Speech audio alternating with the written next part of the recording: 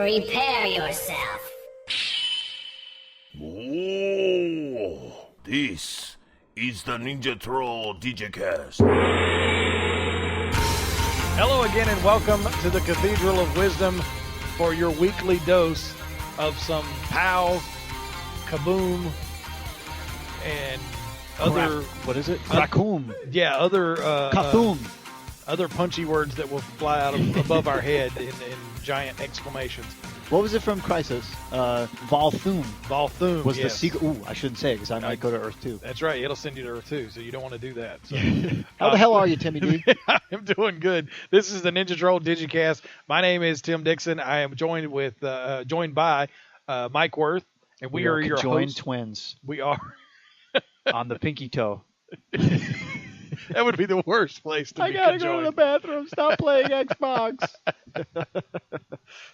But we got a lot of great stuff coming up this week. We've got our interview. This is actually a replay of an interview that we did with Brian Stelfreeze back in, Awesome. Was it May? When was it, the Minicon? That was January of last year. It's Okay, almost yes, a year it's ago. almost a year ago that Yeah. we did this interview. It's a signature series. We had a bunch of Brian Stelfreeze cover issues. We gave them to him, and as he signed them, he told us the story behind each cover. It's a really awesome interview. Shadow of the Bats, right? Shadow of the Bat, yeah. Yeah. And I think there's one other that's not Shadow of the Bat, but the majority of them were Shadow of the Bat. Awesome. But it was a great interview, so we decided we wanted to play it again. Again, like you said, it's almost a year ago, but we're leading back up to Minicon that's coming up again. Coming up soon, yeah. So yeah, we wanted to play that again. And also in our Exploring the Multiverse segment, we're going to the Thunderbolt dimension. Yes. Johnny Thunder and his crazy suits, and his green plaid. His green plaid suits. We're going to visit him and his the Thunderbolt was, what was the magic word? Was say you? Say you, yeah. Say you is the magic word he used to conjure his Thunderbolt. So right, to bring the pink lightning. that's right. Yes, it is pink. Yeah. Also in the comic rack, we've got a lot of news about some series that are coming out today. Starting the all new, all different Marvel is really kicking off. A lot of number ones. A lot of number ones today. A lot of new stuff coming from DC. Mm-hmm. A little spoiler of a new character, a new Bat character that's coming back. That they basically had to release the cover because it was going to be leaked. Oh. So they kind of got ahead of it and Okay. just went ahead and did it. And also in our movie and TV news, we got a lot of news. One of our favorite shows, The Flash, debuted last night. And what, did you love it? Of course, I loved it. It was actually, good. it was very, very good. We're gonna discuss that and some other stuff that's coming. Arrow's coming tonight, so we got a lot of stuff coming. And something I noticed during the week, Princess Leia's slave outfit from Return of the Jedi Yeah. was sold at auction for $96,000. I'll tell you, Timmy was worth every penny. That's going to be an awesome Hey, costume for my I wife look this year. fabulous in it. So, actually, I can play Jabba. Somebody else could be the slave Leia, and I could be Jabba. I was going to make you more like Sarlacc pit monster. That'd be awesome. You know, you kind of Frank Oz it, pop up, eat somebody, and then And just burp. Yeah, right, Boba Fett. yeah, that's all. Boba Fett. Yeah. That's all Sarlacc did. I can do that. I can handle that. But yeah, I thought it was actually an auction with several other pieces of Star Wars memorabilia. But I just thought that was notable that sold for $96,000. Well, it's the most coveted Leia outfit. It's every otherwise. nerd fantasy for the past 30 years has been fueled by that. So Yep. Yep.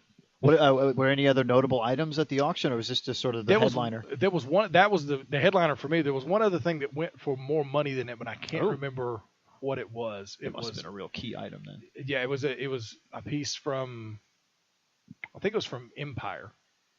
But I just thought it was hilarious that her slave outfit went for that. Oh yeah, if it, one of the ships looks like it went for $450,000. Wow. Was it like a 3-foot model that they used? It looks like it. So the bikini, I you might said, do that, sold. Yeah, it looks like a what do they call Rizian cruisers, or what are they called? That's actually the Kalmar. Corvette. or is it a Coruscant cruiser? I think it is. This ship. They're from like Leia's home planet. Yeah, that's Alderaan. Okay. She's from Alderaan. Well, It's Coruscant's the the Senate planet. the one she was on in the beginning of New Hope. New Hope was called the Tantive 4. That was the name of the ship. Okay. I'm not quite sure what it, but that does look like if that's it. That does look like that ship. But it sold for $450,000. $450,000. If I hit the lottery, I'm gonna have all kind of crap like that. I'm gonna have like 3-foot actual like screen used models of. I think the biggest thing I'd go for would be the Enterprise. I want one of the shooting models of the Enterprise. Yeah. I want the one that I got in the Smithsonian. I just want that Stormtrooper armor. I just want it to wear to work. Yeah, you can you can get that from. You used to be able to get it from Sharper Image. Are you kidding me? I'm not wearable Yep. Stormtrooper armor. Yep. Sharperimage.com. Yeah, I don't know. Sharper Image may have went out of business. I don't know. But Like, you used to be able Brookstone now, or one of those other high-end crap yeah, I'm companies. not sure they used to. But I'm pretty sure they used to have. Right, that's sort of the archetype, like the high-end Yeah. mall crap store. Oh, it's still their site's still open. Let's see. Wow. We can search Stormtrooper. All right.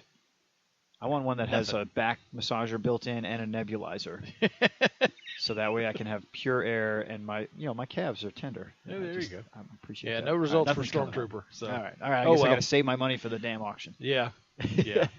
Also, and this one is awesome. A guy in a Spider-Man costume Yeah, saved a couple from a burning car in England. that's amazing. He's a children's party performer. He was going to a party in the Spider-Man suit, saw a car on fire, realized people were trapped in there, and got them out of there. But he wasn't like he wasn't thinking like, oh my gosh, I gotta save those people. He's like, I better get going before those people burn to death. Hello. So I've got a party to play. I wonder if he wasn't driving with the mask on. Did he put the mask on before he went to save them? Oh, I wonder. That would be amazing. I would have. See, this is a great story coming from England, because in the United States, the guy who dresses up like Barney or Spider-Man gets the crap kicked out of him by the police, right? Yeah. And tased. Yeah, right. but he saves in people Times in England. Square. Yeah. Thanks, UK, for Yeah. keeping our heroes on the good side of things. And this is from the just plain old bizarre file.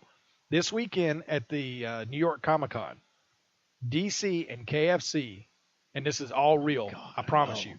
DC and KFC will release the Colonel of Two Worlds, which features the Colonel of Earth 3.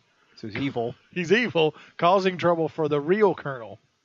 who is Norm Macdonald. Yeah, I guess now. Or maybe it's going to be Daryl Hammond, because Daryl Hammond was the Colonel for a while, and he was just really creepy. Yeah. And then they had Norm take over. But not on SNL, right? Was No, Daryl this was Hammond the commercials. on the show? On the commercial? Yes, yeah. He did the Really? commercials for a while.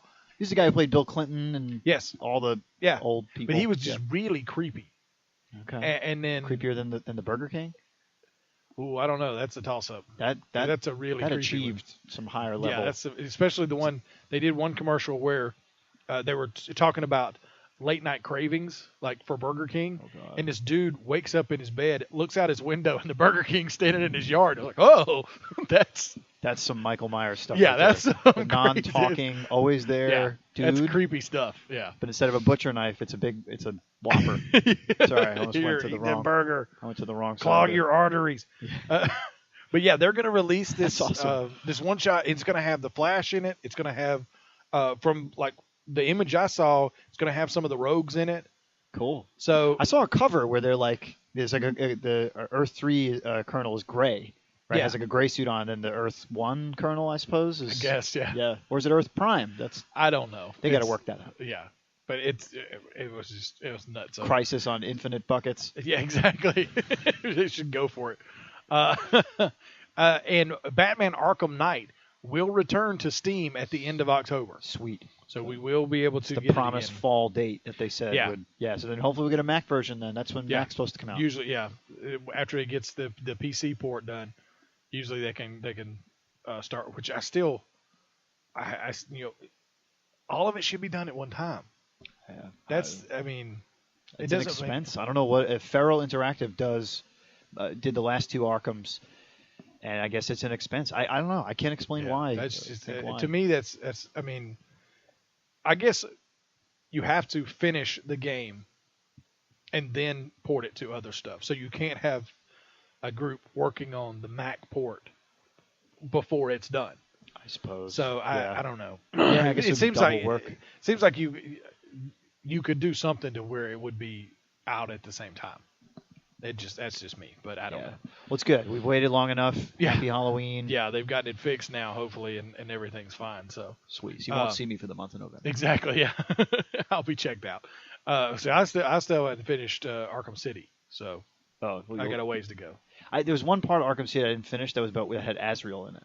Oh, cool. Because he shows up. Okay, yeah, cool. John Paul Valley. Jean Paul Valley, yeah. Yeah, he shows up on the rooftop as Azrael. Yeah, as Azrael in his full nice. armor, and he has like a synthetic voice and Yeah. stuff. And I didn't know who he was at Yeah. the time, so I was like, "What is that?" You know? Yeah. So I didn't finish that part, but you know, Okay. that's your job now. Yeah. Yeah. And Ryan Reynolds admitted he stole a Deadpool costume from the set of the movie. I've got no problem with that whatsoever. Okay with that. I would do. And I'm shocked, frankly, that he wasn't given one. Right. I mean, shouldn't that be part of the deal? Right. Let you him play a do promo. superhero. Let him help people in a burning car. And there you go. Yeah, when he's driving to the studio. Yeah. I mean, yeah, that to me is like, if you play a superhero or anything that has like a suit like that, as far as I'm concerned, you should get one. Yeah. If I want to hang around the house watching TV in a Deadpool costume, I should be able to do that if I played Deadpool on the movie. That would be a great promo photo for an episode of the Ninja Troll Digicast. Is Timmy wearing a Deadpool costume watching Flaro. watching the ball game. watching the the beer in my Dodgers. hand. Yeah. Right. Going, should let Tommy Lasorda hit. Oh, no, I'll never say that. I love Tommy, but he was a much better can't hit. manager than he was a player. So, and speaking of, the playoffs start Friday. Oh, I had no idea. Dodgers and the Mets. I do not subscribe to sports ball, Well, so you'll be well versed in by the time it's over. I just watch my countdown to Shark Week. There you go. Timer. So y'all enjoy that. I'll yeah. And we talked about Batman Arkham Knight, but the Star Wars Battlefront beta is out for PC. For PC, yeah. Cool. So I need to go and see if I can get a hold of that because that, oh man, that looks so good. Please do it That and do looks a so review good. on it. Yeah, because it's the trailers we've seen. It looks like a movie trailer. I mean, Really it awesome. looks like a movie. Yeah. And it like the first one was Hoth, and it shows everything. It looks. I mean, the gameplay looks just awesome, and it gets right up to the end, and Darth Vader shows up, and it's like a moment in the movie where you're going, "Oh man, oh!" So it's like it really gets you into it completely. Nice. So yeah, I've got to get a hold of that. From what it looks like, you can run around on the surface as the AT-ATs and the ATSTs are coming. You can run up to one of those big laser cannons and just fire jump it. in and fire it. Yeah, Shoot and take off in a snow speeder and Yep. Yeah, it looks like a great game. Yeah. So let's just go ahead and jump into our movie and TV news. Like we were saying, The Flash. Yeah, not that amazing, Flash. right? Yeah, that it premiered last night with a bang. It really, you saw what happened.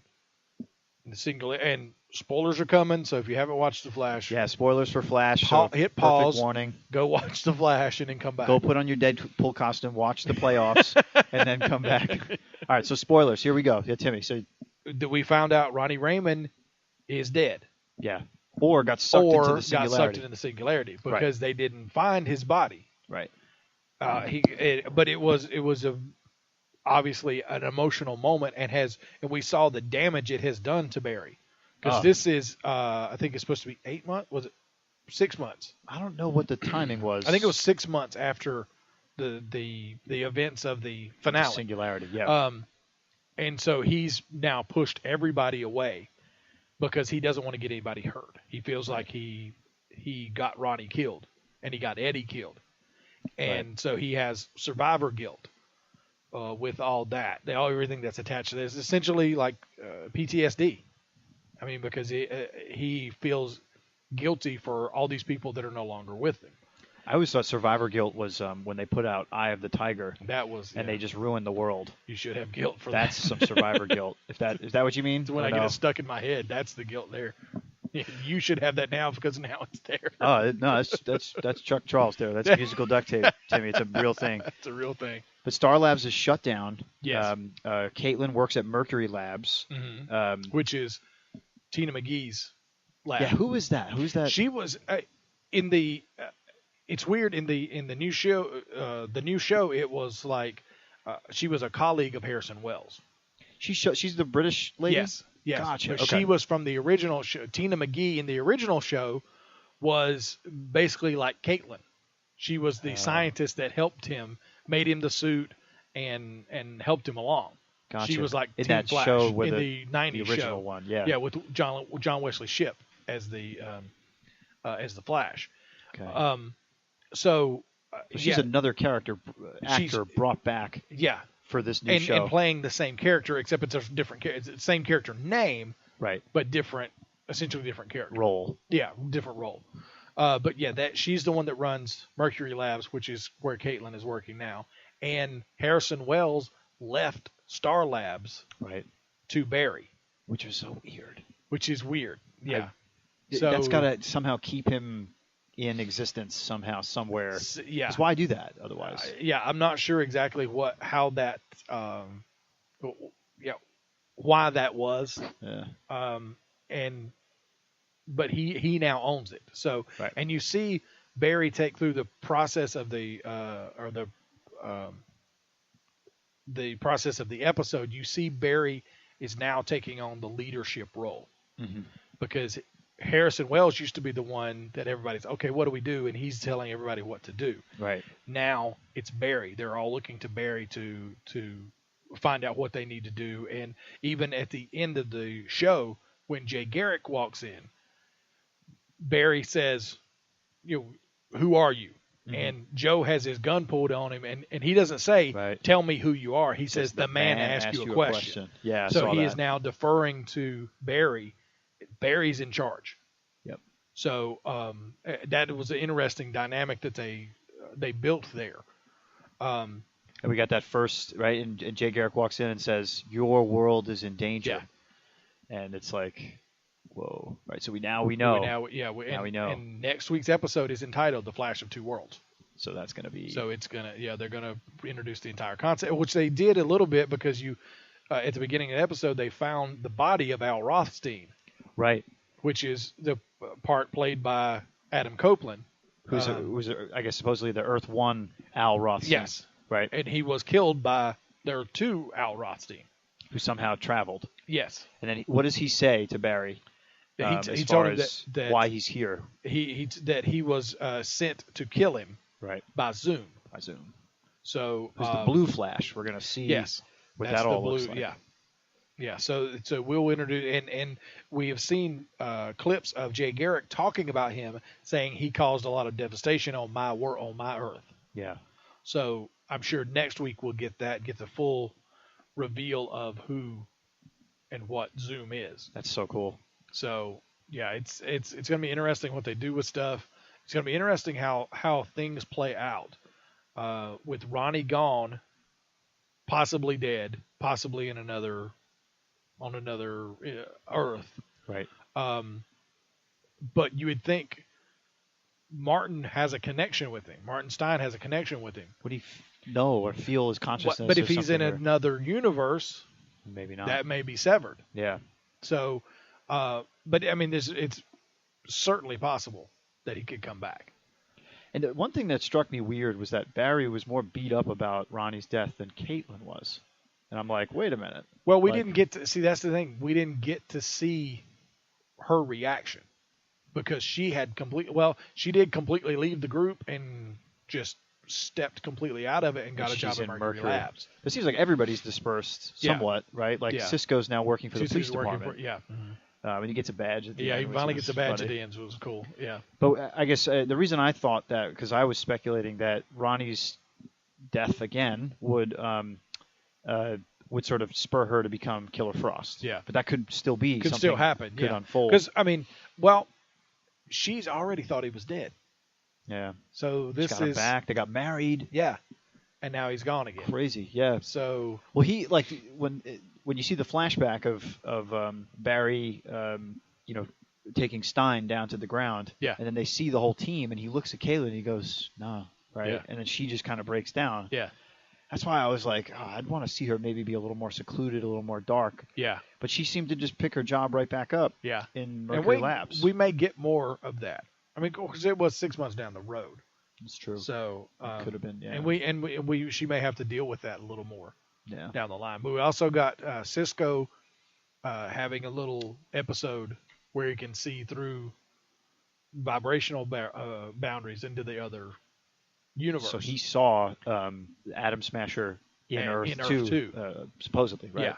We had a little sort of about the CG. What was your Yeah, about the Atom Smasher? The Atom Smasher CG didn't always look that great when he was growing. yeah, It looked rubbery. It looked Mr. Like Stretch Plastic Man. Armstrong. Yeah, Stretch Armstrong's probably better because it's a toy. Yeah, Yeah. it didn't look all that great. I mean, when he was full size, Yeah, that looked great. It was Right. just in the transition. I think that the render didn't quite come through on the CGI. So right. It's like he was like 16 for a hot minute there, and he was like, yeah, "I'm gonna get you." yeah, All awkward, right? Big head. Yeah, yeah, Popeye arms and stuff. yeah. And it just looked kind of the arms looked kind of too rubbery, and yeah, but like after he was fully changed to the larger version, it looked that great. was cool. It Yeah. looked really good. I like the the head. Yeah, the mask. Helmet thing. I Yeah. thought that was great because normally he wears like a wrestler's mask. Yeah. Or like a cloak or a sack or like something. a full on cowl, or not a cowl, but a full on face mask. Yeah. Yeah. So and I think Adam Copeland did a great job. If you don't know, Adam Copeland was the wrestler Edge in WWF/E for a long time, and it's fun to see him do some acting. He's done some stuff in the sci-fi show Haven, Okay. Sci-Fi the Network. Yeah. He's got like a recurring role on there. So he's starting to do more acting, and lives in Asheville, North Carolina. Get out of here. Yep. Wow. Yep. We might have to do an Atom Smasher tour. Well, that's where I'm going this weekend for vacation, so I'm going to be on the edge hunt. All right. So, So, I'll- Asheville PD. And I'll if you get a call about a stalker. and I will accuse him of being Adam Smasher and run at him as fast as I can. Yeah. Well, I think it was a great show. It was, Flash yeah. of Two Worlds next week is going to be killer. Yeah. I can't wait.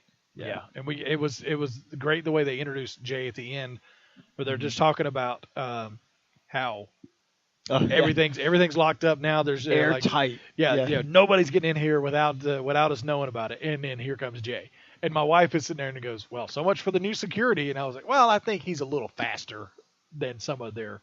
Well, he might just come security through measures. a portal, in It's the true, next yeah. room, and Yeah. you don't have portal security. So Yeah, exactly. So, Yeah. but they did talk about the Firestorm villain Sand Demon. We got in the promo for next week's show. We got to see the villain Sand Demon, which it's kind of similar to the Sandman, Okay. the Spider-Man villain.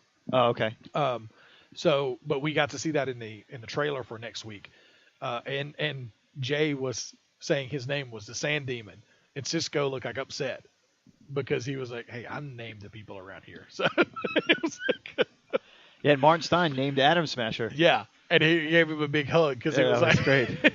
and I think Martin Stein did a great job being part of the team there. Yeah, 'Cause he it was filled that always- scientist role, Yeah. mentor role. Always there for a while. He was like almost like the odd man out because it was a bunch of younger people, and he didn't. But I think being joined with Ronnie for a while has made him get that kind of youthful feeling again. Yep. And so he interacted with everybody in the group very good, I think, this week. And there was I know I shouldn't take it this way, but he made a comment where Ronnie and Caitlin had kissed, and he was like, please don't do that again when I'm inside you. And I was like, Yeah, we All can right. find a better way to phrase that. And I think that was how about actually when we're addressed. conjoined I think that was addressed before. It was like I think Cisco said there's got to be a better way to put that. Yeah.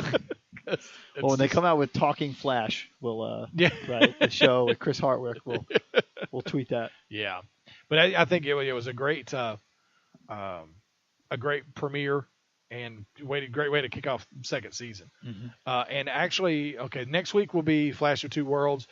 Then the third episode is when Michael Ironsides is on there playing Leonard Snart's. Oh, Captain Cold's dad, right? Yeah. Yeah. Captain Cold and Rainbow Glider Rainbow Glider. is his sister. Or Gold. What's her name? Or is it Gold Glider? Gold Glider. I think so.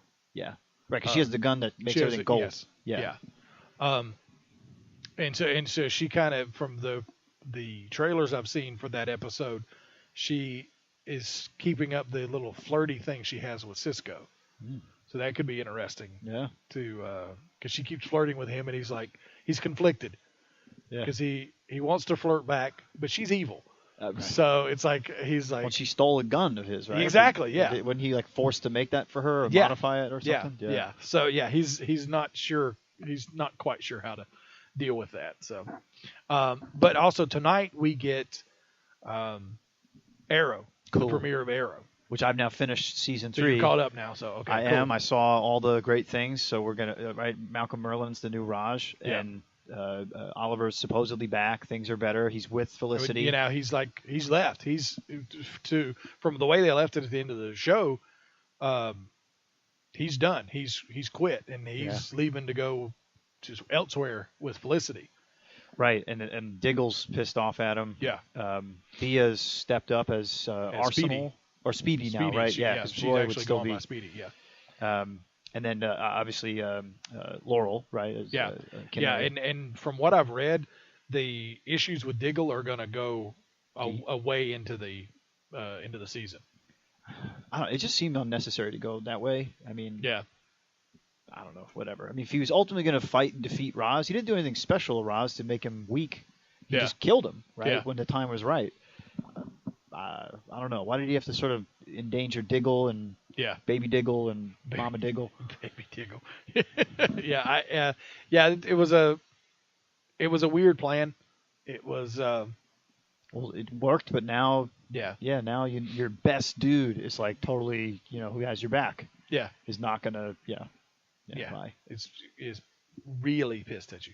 So But I guess we need conflict, so. yeah, exactly. So we'll get that tonight, and we'll see Cool. the debut of Magna Diggle or Dignito. Which did we Dignito. decide on? Is it Magna Diggle or Dignito? But then you said it changed, so we were going to do He was Judge Diggle. Yeah. So yeah, because they Judge put the Dredd. visor on it, so now it looks like Judge Dredd. So we might call him Judge Diggle. So, but yeah, we'll get that tonight. And right now they're in the process of filming the crossover episodes that will lead to Legends of Tomorrow. Cool. So we'll get to see that, and so if they're shooting that now, the pictures that we saw of them going to a funeral or what could be a funeral wasn't even the crossovers. Mm. So I wonder. Wow. Is that Ronnie's funeral? But That'd be a long that'd be ago. late, yeah. Yeah. So I'm still wondering where that came from. So that'd be interesting to see where that Yeah, maybe Barry's What dad happens? dies or something, or maybe. that could Yeah. be a good Oh, God, inspiration. that would suck. That would, yeah. That'd be a kick in the head. But there's news from the Flash movie. Seth Graham-Smith will direct and write the 2018 movie adaptation starring Ezra Miller as Barry Allen. Will they have ended the show by then, you think? It's a good question. That was always my thing when they first announced it. I was like, okay, if the show continues to be a success and it's still on the air in 2018, What are you going to do? and that's just 3 years. That's easily can see it going that long. Then you've got two properties with two different guys playing the same character. Not even a different Flash. No. It's Barry Allen. Right. So you can't even play, I don't yeah. see that. I don't understand that. I don't. And you can say, oh, well, the TV and the movie universes are completely separate, but not to The average person. casual fans, which is what you have to pull in. I mean, when a comic book movie comes out, you're going to get a certain amount of us to go to it simply because it's a comic book movie. And of the character. Right. That's it. And Enough yeah, said. But you have to pull in casual viewers. And if you're trying to pull in casual viewers to the TV show, then all of a sudden you got a whole separate thing going on in the movie. You're splitting your focus. It doesn't make sense to me. I don't know. We'll have to, because like I gotta say, like the reason I asked is because Arrow feels like it's gonna end soon.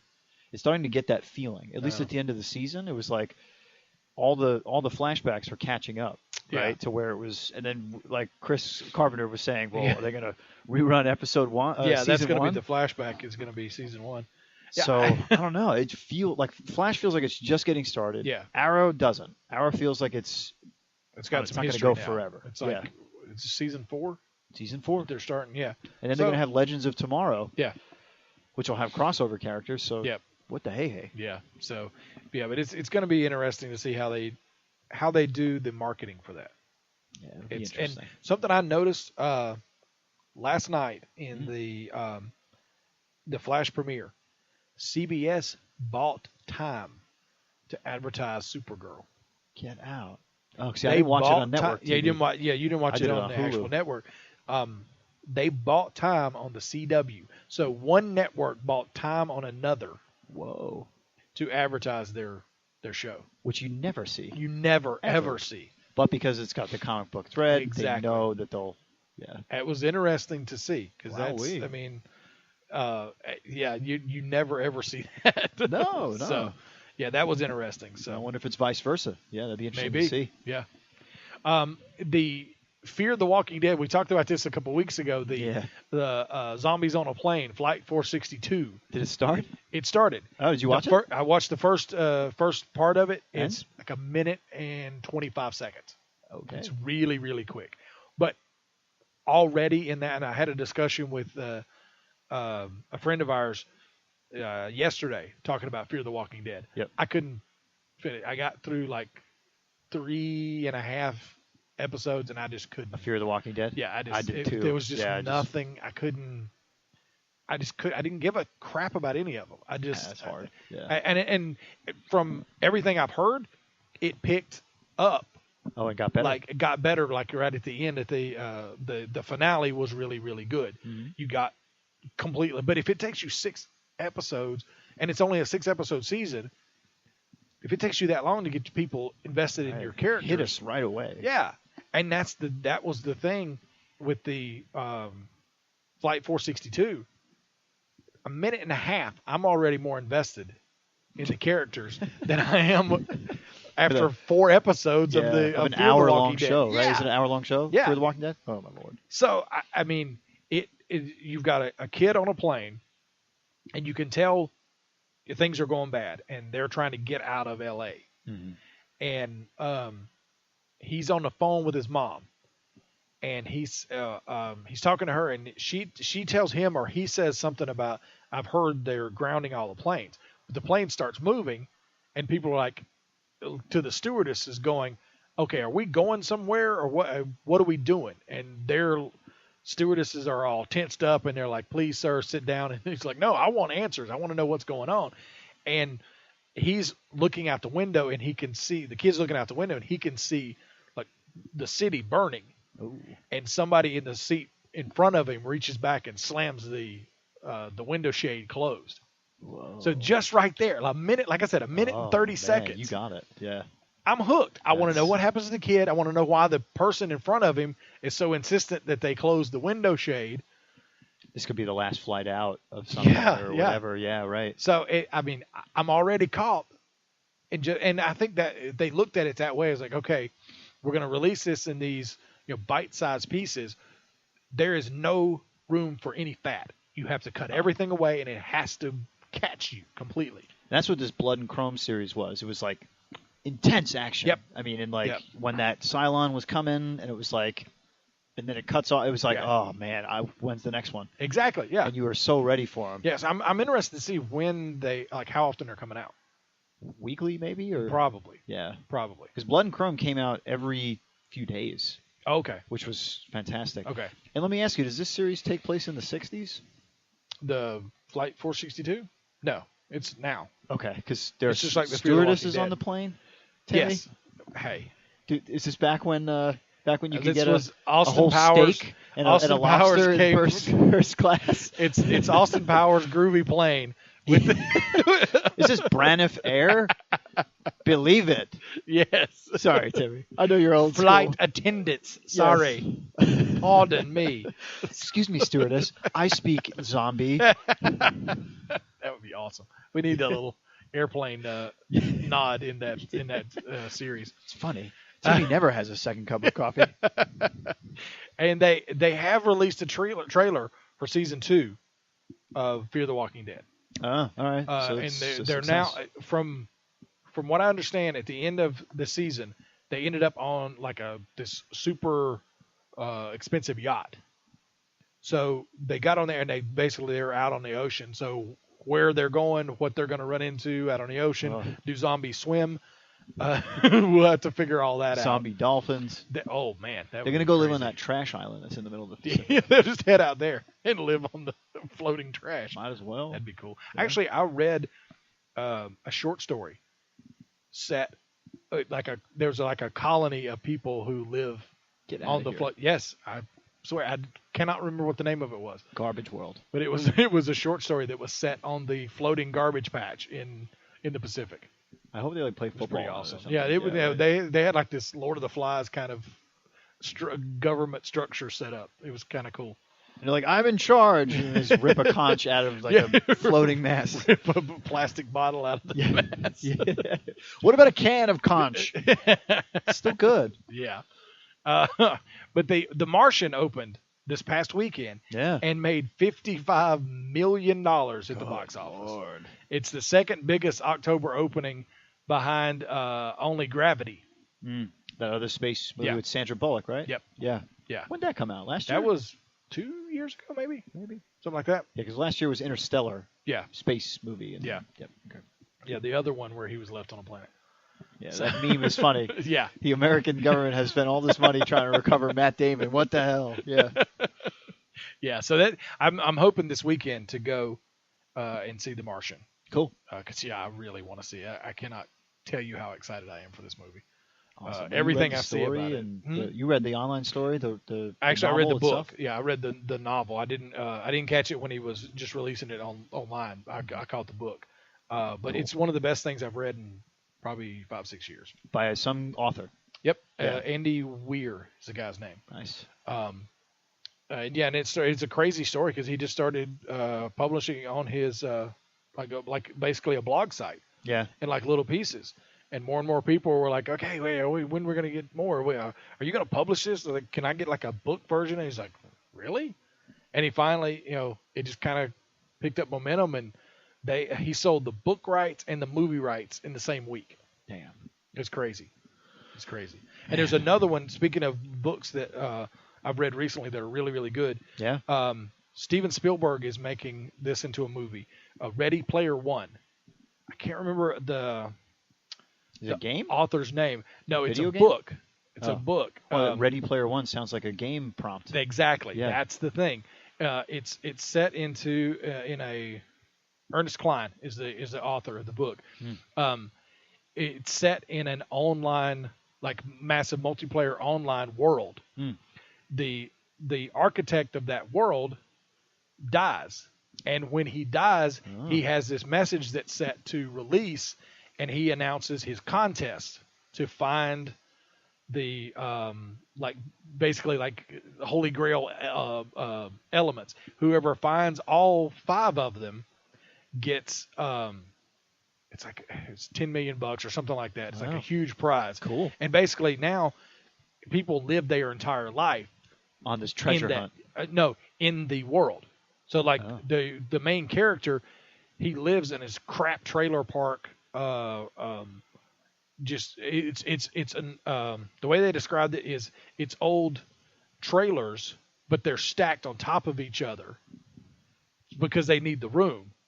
So yeah, you have to climb up these crazy rickety fire escape ladders to get up there.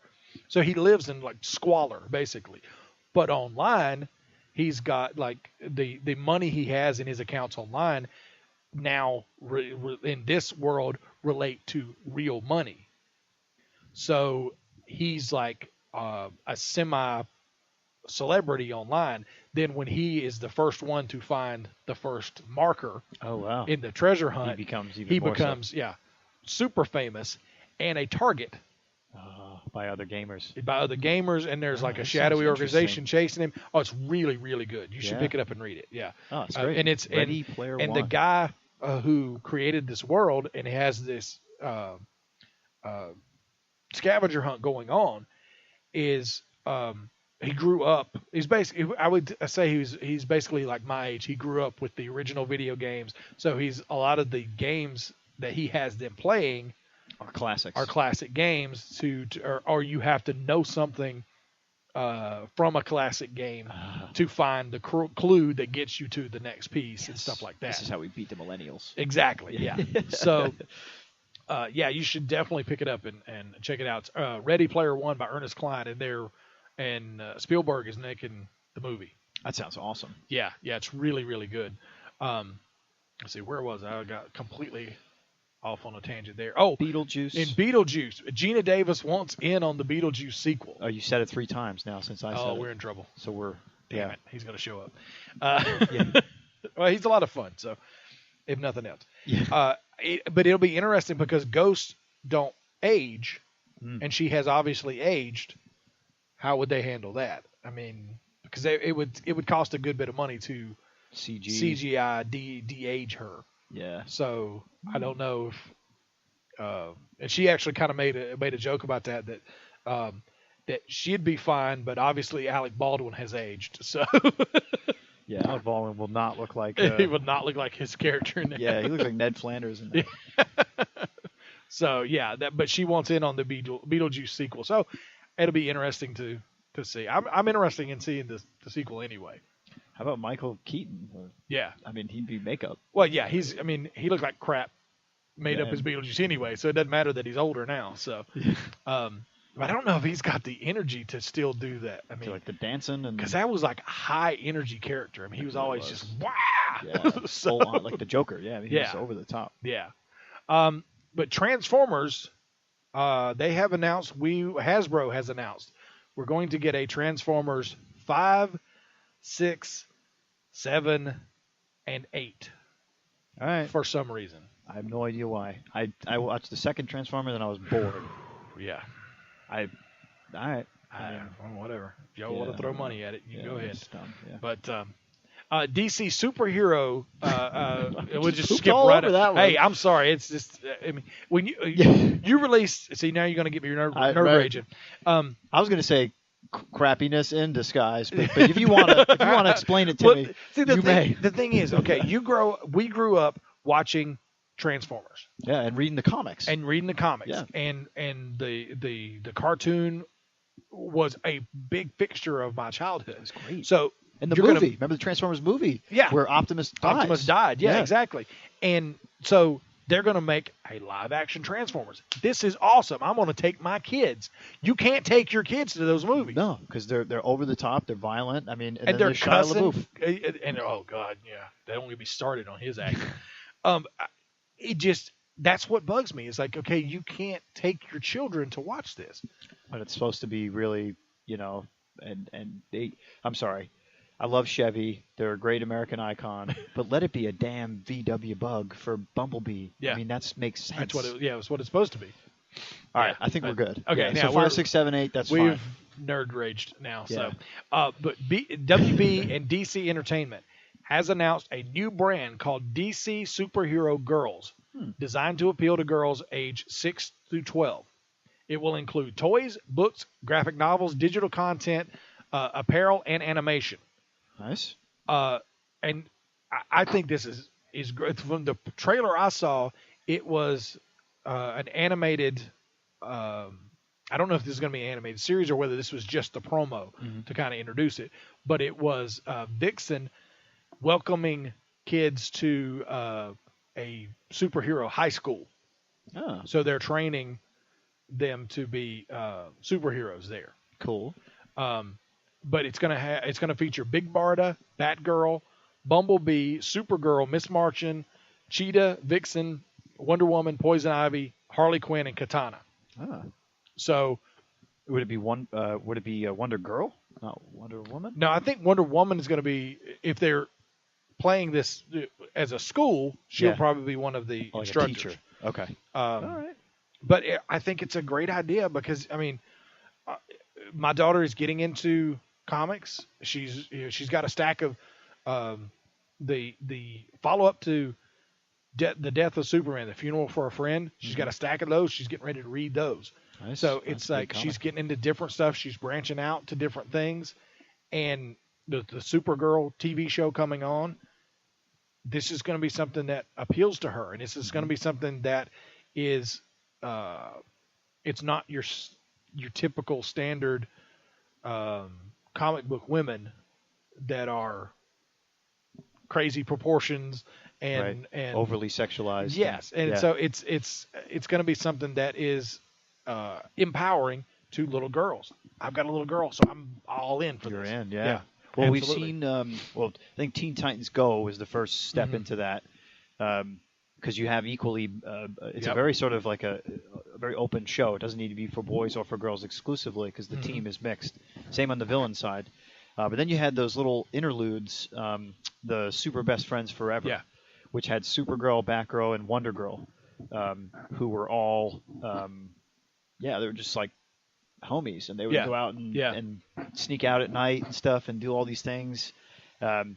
So I think this sounds fantastic. I mean, it's definitely an extension of what that is. I mean, we even have the DC Super Pets thing. Yep. That's where the crypto question came from, which apparently you read DC Super Pets. So good for you. Crypto.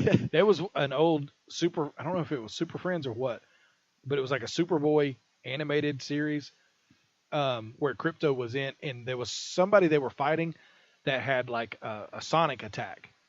So Superboy realized that, so he like plugged his ears, and because Crypto was with him, he needed to do something for him. So he took his cape and he tied it up around his ears. So he tied it on top, and so like Crypto's now got like the like a tie. man bun? No, he looked like a bunny. Oh. That's why I remember Crypto's. Like I remember laughing, almost falling out of my chair because Crypto now looked like a super bunny. Yeah.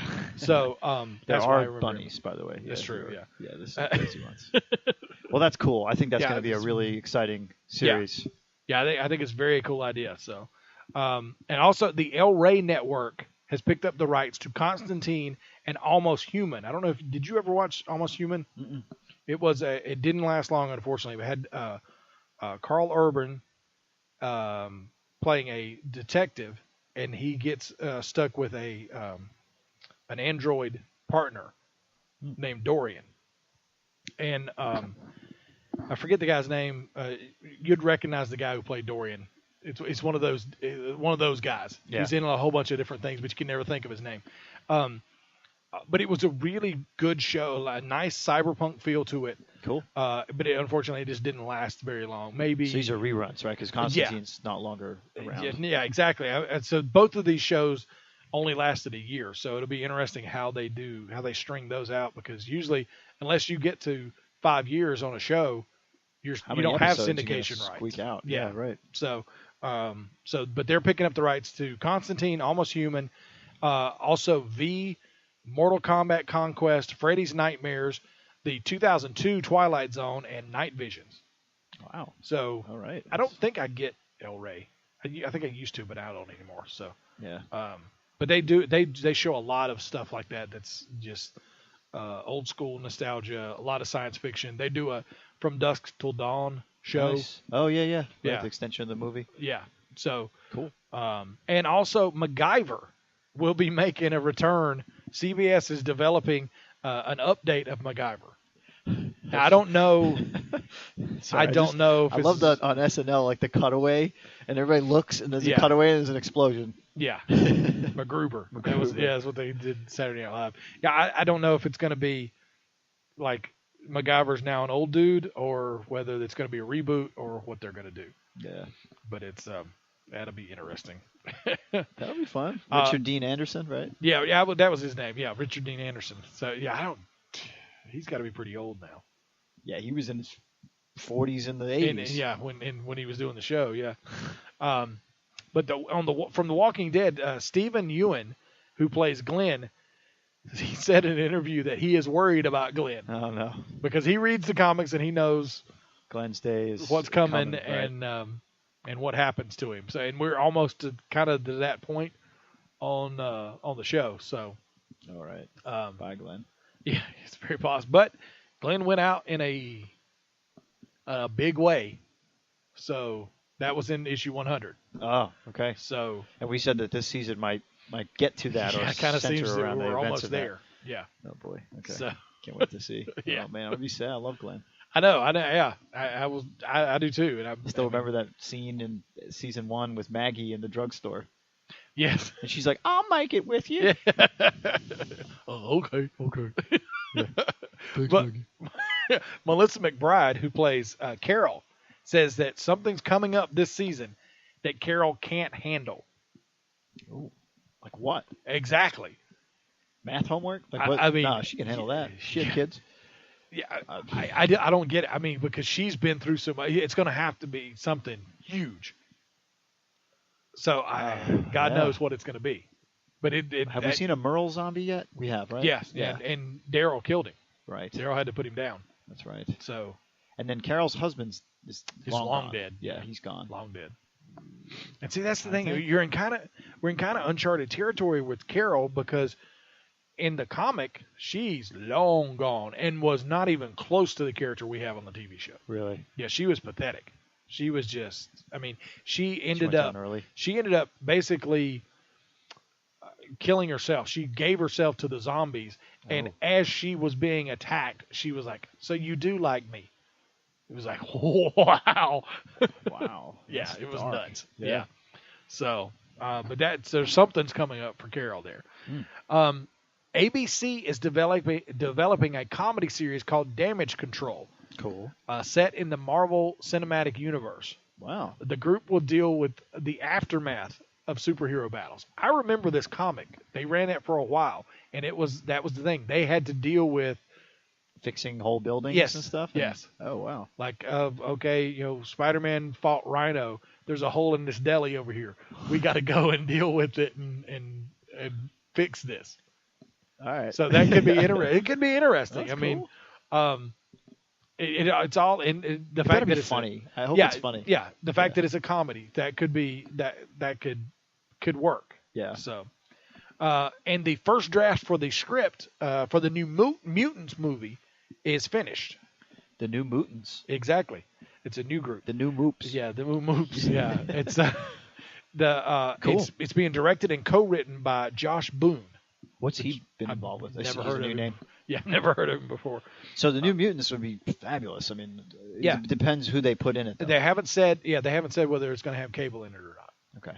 The So- original New Mutants didn't have Cable. He came in He came in later. issue 7 or 8. Yeah. But the New Mutants were, gosh, let's see, I can pull up the original team. I have that comic, and it's they're Teen Titans essentially, especially. Let's see if we can do the original. I doubt they're gonna do probably a different type of team. But we got Sunspot, Cannonball, Wolfsbane, Karma, Danny Moonstar, and Professor X's there. So Okay. those are now Sunspot's one of the X-Men now. He's one of the group of like 4 different X-Men groups that we have right now. oh nice So he's leading one of those groups. So in the comics. yeah. Okay, but none of these characters have been in the MCU. Not as far as I know. Yeah. No, I don't think. All right. So that'll be interesting there. Yeah. And from the Assassin's Creed movie, Jeremy Iron and Brendan Gleeson have joined the cast of Assassin's Creed, playing the fathers of Marion Cotillard and Michael Fassbender, respectively. So Cool. Jeremy Iron will play Marion Cotillard's father, and then Brendan Gleeson will play Fassbender's father. So and Very cool. I've never played Assassin's Creed, so I don't know the story. Yeah, at if we ever all, want to so- do I'll tell you what, if we ever want to do an Assassin's Creed thing when this gets closer to coming out, we should invite Kilver Fuentes. Okay, From New Media Design Program here. He is an Assassin's Creed Awesome. addict. He knows everything. Cool. Everything. Cool. Yeah. Like I was like, yeah, I played the game, and he was like, oh, do you? And I was like, Nope, Whoa. I have no idea what you're saying. I have no idea what's going on. I'm not sure. I'm not there yet, man. That's right. So yeah, we might have to do that when this movie gets a little closer. So Yeah, absolutely. but from Star Wars Rebels, Sarah Michelle Gellar will voice the seventh sister, who is one of the new Inquisitors that are brought in by the Empire to hunt down the rebels. And it's funny, her husband, Freddie Prinze Jr., is playing the voice of forgotten his name. He's one of the rebels. He's I haven't watched. This is the animated series. Yes. Yeah, I Yeah. haven't watched this yet. We're still doing Clone Wars. yeah, he plays the main rebel. So they'll be like on opposite sides there. So Interesting. yeah. And also, it's been announced that Admiral Akbar is confirmed for episode 7. It's a I'm sorry. trap. Yes, episode 7. Yeah. It's a trap. Yeah, which I mean, I love it. I absolutely love it because I love They'll that guy. CG him, I suppose, unless they resurrect Probably. the suit. I hope they would resurrect the suit because And then they could enhance the suit Yeah. with some CG. And that yeah. would be Although great. I mean, they did a great job with the CGI Yoda. Yeah. So I mean, they even had the ear shake just like the old puppet. So I mean, Right. it could be done, but I think it's great because I loved him. I loved his character, and that's become like just a huge catchphrase for for years. It's a trap. Yeah. So George Miller confirms that there will be 2 more Mad Max movies. They're already in the works Awesome. I'm because dying to see Fury Road. I haven't because had a chance to do everybody that. has to have 3 movies Well, for yeah. some reason. How many original? There was Road Warrior. There was Thunderdome. actually it was Mad Max, then Road Warrior, and then Mad Max Beyond Thunderdome. Oh, So okay. you had 3 there too. I always thought Road Warrior was the first. Nope. Oh, First one was interesting. Mad Max. Okay. Road Warrior was the first one that was released worldwide. Mad Max was Australia. originally just Oh. Australian, Oh wow. and then it got released. I think it got released in the United States after the Road Warrior. Because of the popularity. Yeah, yeah. Cool. So, I gotta go back and watch those. Same It's been thing a happened minute. to AC/DC. Yeah. They put out their first album in Australia, and then Because that always works. yeah, well that's where they were from. So same thing with Mad Max. Doesn't matter. So, but they from what George Miller was saying that they had plans years ago, but the something about the in the Australian desert they had like the rainiest season they've ever had, so it wasn't desert. So it was mud. It was mud. Yeah. So they couldn't shoot. Mad Max Beyond Thunder Mud. Beyond swamp. Yeah. Right. Filmed in Alabama. Yeah. So, from the Batman versus Superman world, Jesse Eisenberg said that he read a lot of comic books to prepare himself to play Lex Luthor, but he didn't want to read too many. He said because there's so many different versions of Lex Luthor Yeah. that he didn't want to get too much in his head, and he says that he's created a character with real psychological underpinnings, and his movie character feels like a really scary person. All right.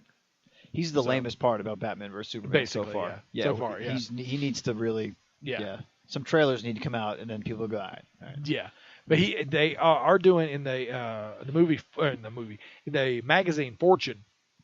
And it's basically I'm sure just bought space by Warner Brother Entertainment. Awesome. But they're doing a expose on Lex Luthor. That's great. As part of like Fortune magazine, like he's part of this Fortune 500 or something like that. And that'll be really in Fortune magazine? Yes. Oh, wow. And then Yeah. you'll be able to get this as part of some entertainment type thing? Yeah, you could. I think it's out now. I think you can go and get it. Wow. So it's basically like I said, it's just like an advertisement, but it's a written article. And Like how many, it's how like many it's in comic book Fortune. geeks are going to be like, Oh yeah. wow, Where do I get it's the first Fortune? time I bought Fortune? Yeah. And also something I saw today, the free Wi-Fi at the New York Comic Con this weekend will be provided by LexCorp. Oh, damn. I would not You're use done. it. Yeah. There's no way. There's That's no way it. I'm using that. But wouldn't it be cool to fire up your Wi-Fi and look for available networks and see LexCorp on the list? Yeah, That would be awesome. that would be cool. And then if you like found like the Superman Initiative story or a file somewhere. Go rooting around in there, and all of a sudden somebody tackles you. Right. Infinity Incorporated. Yeah. Nice. Yeah. And this one is interesting. Yeah, I don't know if I'm ready for this. HBO is in early talks about a Watchmen series. There's no word on whether it would be the prequel series that DC released because Before Watchmen. yeah, right? they released one for each of the main characters in Watchmen. Right. No idea if it'll be that or whether it's going to be original stories set in that same universe, and if they are, when in that universe is it after the events of the Watchmen? Because that's total devastation of the world, isn't it? Exactly. Yeah. So, or when it would be. So I'm interested. Could be great. Why not? I hope they keep the same actors. Yeah. It would be a shame if they switch that up. Yeah. You know, we can't have a different Aunt Viv Yeah. on the Fresh Prince. It's worked When they before. change Becky. It's Becky and Darren on Bewitched. That's right. Yeah. Aunt Viv. Yep. There's been a couple of those switcheroos that have failed. Yeah. So I don't know. I'm interested to see it. I mean, it's HBO who has given us an awesome Game of Thrones. Yeah. So and God knows how many other really great shows. So we'll see if it works, and it may not even work out. So Yeah. it's Yeah, just in could talks be. right now. So Oh, I hope it's not bad. and this is speaking of, I don't know if it's going to work. There's apparently an animated Ghostbusters feature film in the works at Sony by Ivan Reitman and Tom Pollock. Wow.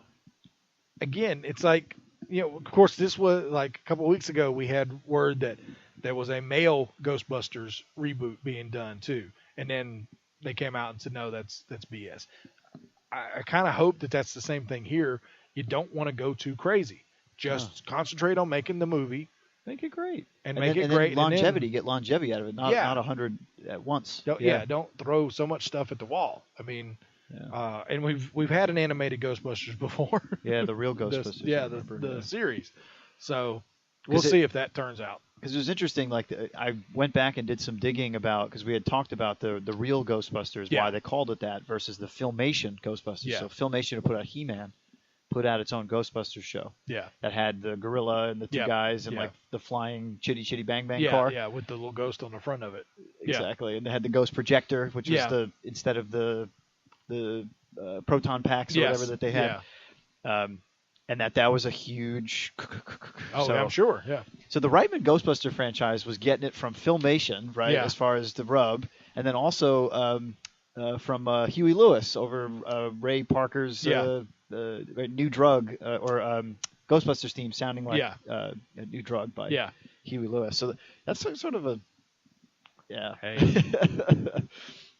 Yeah, but no Rick Moranis. No word on Rick Moranis? No, I bet you there, because they said that they were trying to keep the Sigourney Weaver quiet. Yeah. They may be the same kind of thing. They may be keeping his quiet. I'm more excited about Sigourney Weaver than Rick Moranis. Yeah, but it would be cool to watch him. If Louis Tully pops up, oh man, that'd be pretty cool. Yeah. Hey doggy. Yeah. Hey Poochie. I think I got a See if I got a milk bone. Yeah. Milk bone. Yeah. The superintendent's gonna be pissed. Yeah. God, I love that movie. But speaking of movies that we loved, and this is not one of them, after Terminator Genesis tanked, apparently the franchise has been put on the back burner. Oh, that's some triage. I think it's time to say goodbye to that. A back burner, or should we take it out back and shoot it? Yeah. I mean, just call it a day, leave it alone. It was great movies. The Terminator is now 70 years old, an ex-governor. It's fine. Leave it alone. Yeah. We'll just go back and watch the other movies, and I mean, it's just let it go.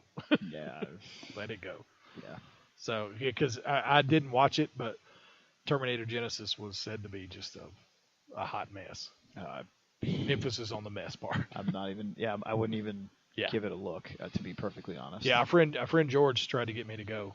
And I was just like, dude, I don't I barely watched the one with the lady Terminator, with the Yeah. female one who Yeah, like transformed into everything. Yeah. And then you had the TV show. From what I've heard, the TV show wasn't bad, but it kind of changed a lot of things. It kind of had to change a lot of things. Yeah. Because like she was a whole lot younger.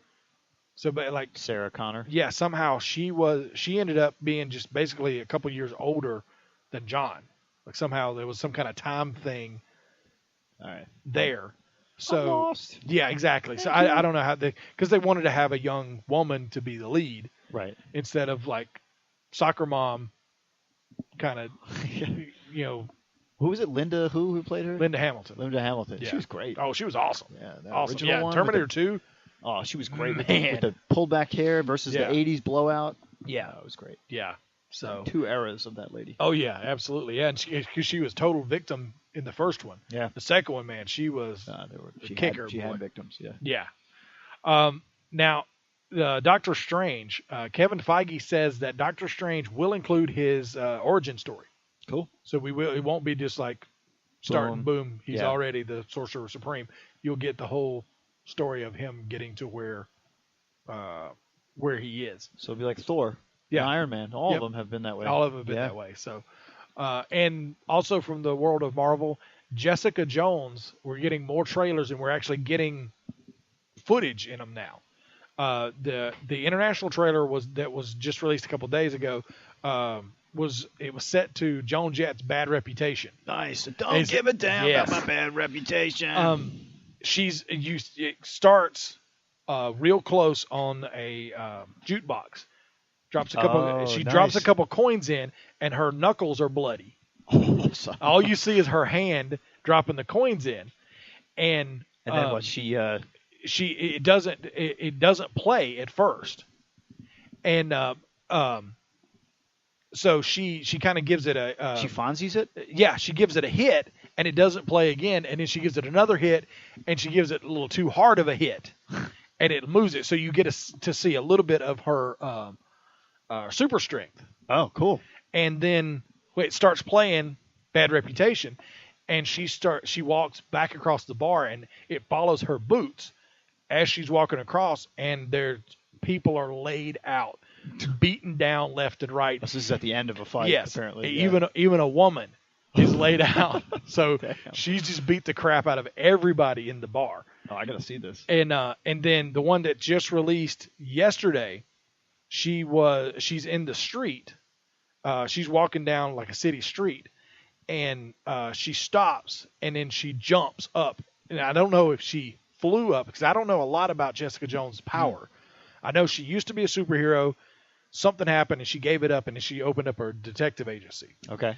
But from the street, she jumps or flies up to like a 4th-story fire escape, and there's a sign for Alias Investigations, which is her. Oh. Her. She went back to her office. Yes. It seems. Yeah. So, you're getting a little more. Probably a walk up. Right. She lives in Hell's Kitchen. She doesn't just she? exactly. Yeah, Yeah. she's part of that whole area. That world. Yeah. And she's married to Power Man. Oh. So, Luke Cage. or not? I don't think they're married, but they're together. Okay. The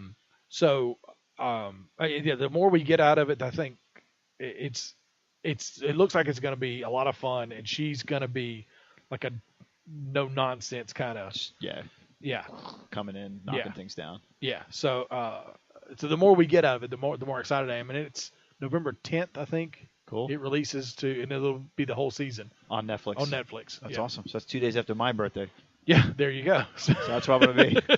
You're like, oh, he's probably hungover. Maybe we can arrange it for Netflix to release it to you 2 days early. That'd be great. We get a hold of him. That'd be I'll amazing. fire off an angry email. All right, do it. So, Thank you. Tom. now Gotham. I haven't watched Gotham this week, but a couple of days ago, Bruno Heller in an interview said, who is the showrunner for Gotham, says we will be given the story behind the Joker's origin this season. And I heard there's speculation whether or not Barbara is a female Joker or is there's a lot of what's his name? The guy Jerome. There's a lot of theories running around, but Jerome, if he ain't the Joker, he's a real close facsimile. That's right. Because he did that. I saw the first episode when he did that thing with the gun with the Russian roulette. Yeah. Oh man. Yeah, it was really and we've had this discussion about I think they're introducing people a little too quickly. Mm-hmm. But damn, it's a fun show. It really is. I just don't care anymore. I mean, it's like, okay, you're doing it. That's fine. Let's put a pin in that, put it to the side, and just enjoy this. Right. Because it's really, really good. They're really ratcheting up the tension on Nigma. On Edward Nigma. Yeah, something about him is going to burst at some point. And he's killing it. That guy's killing it his performances has been really good. When Just he catches himself like, straight in the out mirror. talking to each other, like to himself. Yeah, and as- screaming like "Go away!" And Yeah. people are like looking at him like, "You all right, dude?" Yeah. It's really good, and the whole thing with Jerome is just He's off a the killer chart. He's character. really, really good. Really good. So, Yeah. but Bruno Heller says that Jerome's story is going to come to a quote huge and shocking resolution, which will explain the whole Joker myth and how it began and how the Joker came to be. So he is. So he'll apparently, yes. assume the role. Yeah.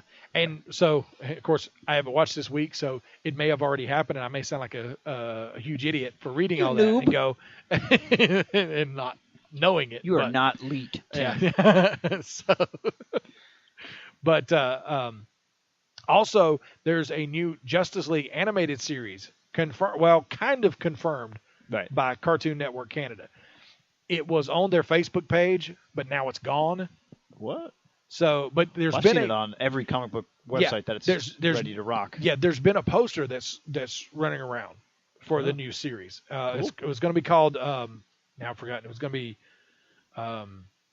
Justice League Action, I think. Oh, boo. Yeah, Right. it's not a great title, but hey, we'll take what I mean. That's great. Yeah, The Justice League series are really are good. usually really really good. So yeah, I'm ready for it. So. Yep.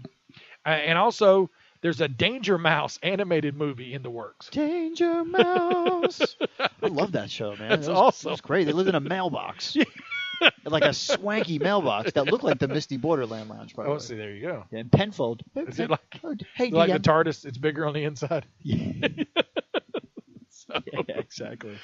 all right, that's a look at our movie and TV news. We're going to take a break, and when we come back, we're going to take a spin of the comic rack. Our hailing frequencies are always open. Find us on Facebook, Twitter, or Instagram. Just search Ninja Troll Digicast or drop us an email at ninjatroll@digitaltuxedo.com. Ranger Station, Ranger speaking. Hi. I'd like to report a bear hug. Okay. Well, before I left my campsite, I was putting out my fire, and out of nowhere, Smokey Bear showed up and hugged me? So you drowned the fire, you stirred it, drowned it again, and felt that it was cold? Uh-huh. Oh, yeah. He likes it when people correctly put out their campfires. He's pretty big on wildfire prevention. He's just letting you know you did good with a hug. He's a hugger. I just got a bear hug from Smokey Bear. Status update! All right, I'm going to let you go now. I've got a lot of ranger stuff to do. There are many ways to start a fire, but one sure way to put it out. Learn how you can do your part at SmokeyBear.com. Only you can prevent wildfires. Sponsored by the U.S. Forest Service, Ad Council, and your state forester. Your weekly dose of the Ninja Troll Digicast. All right, welcome back to the Ninja Troll Digicast. And we were talking earlier about the Charlotte Minicon. That's brought to you by Heroes Aren't Hard to Find. That's coming up in January. What's the date on? Is it January? Minicon is going to be January 30th. January 30th. Oh, it's Yeah. late in January. At the Grady Cole Center. It'd be at the Grady Cole Center. It's can hardly be called Minicon anymore because it's jam packed. It's yeah. almost bigger than Grady Cole can hold. I think so. But Yep. but some other stuff we got coming up in the Charlotte area. We got on October 17th, which is a Wednesday. Or no, is it a Wednesday? I forget now. What is it? I think it's a Saturday. It's a Saturday. We're going to be having the Paper Girls and Spider-Gwen #1 release parties. And so I did hear that Robbie is not going to come. Robbie Rodriguez is not going to be there for the Spider-Gwen. I think he's canceled that event. Okay. Yeah, But you'll still have Rico Jason Renzi, Latour. Jason Latour, Cliff and- Chang, Jared K. Fletcher, Matt Wilson. Those are the guys who are on Paper Girls. Paper Girls. Okay. So that's Cool. the 17th.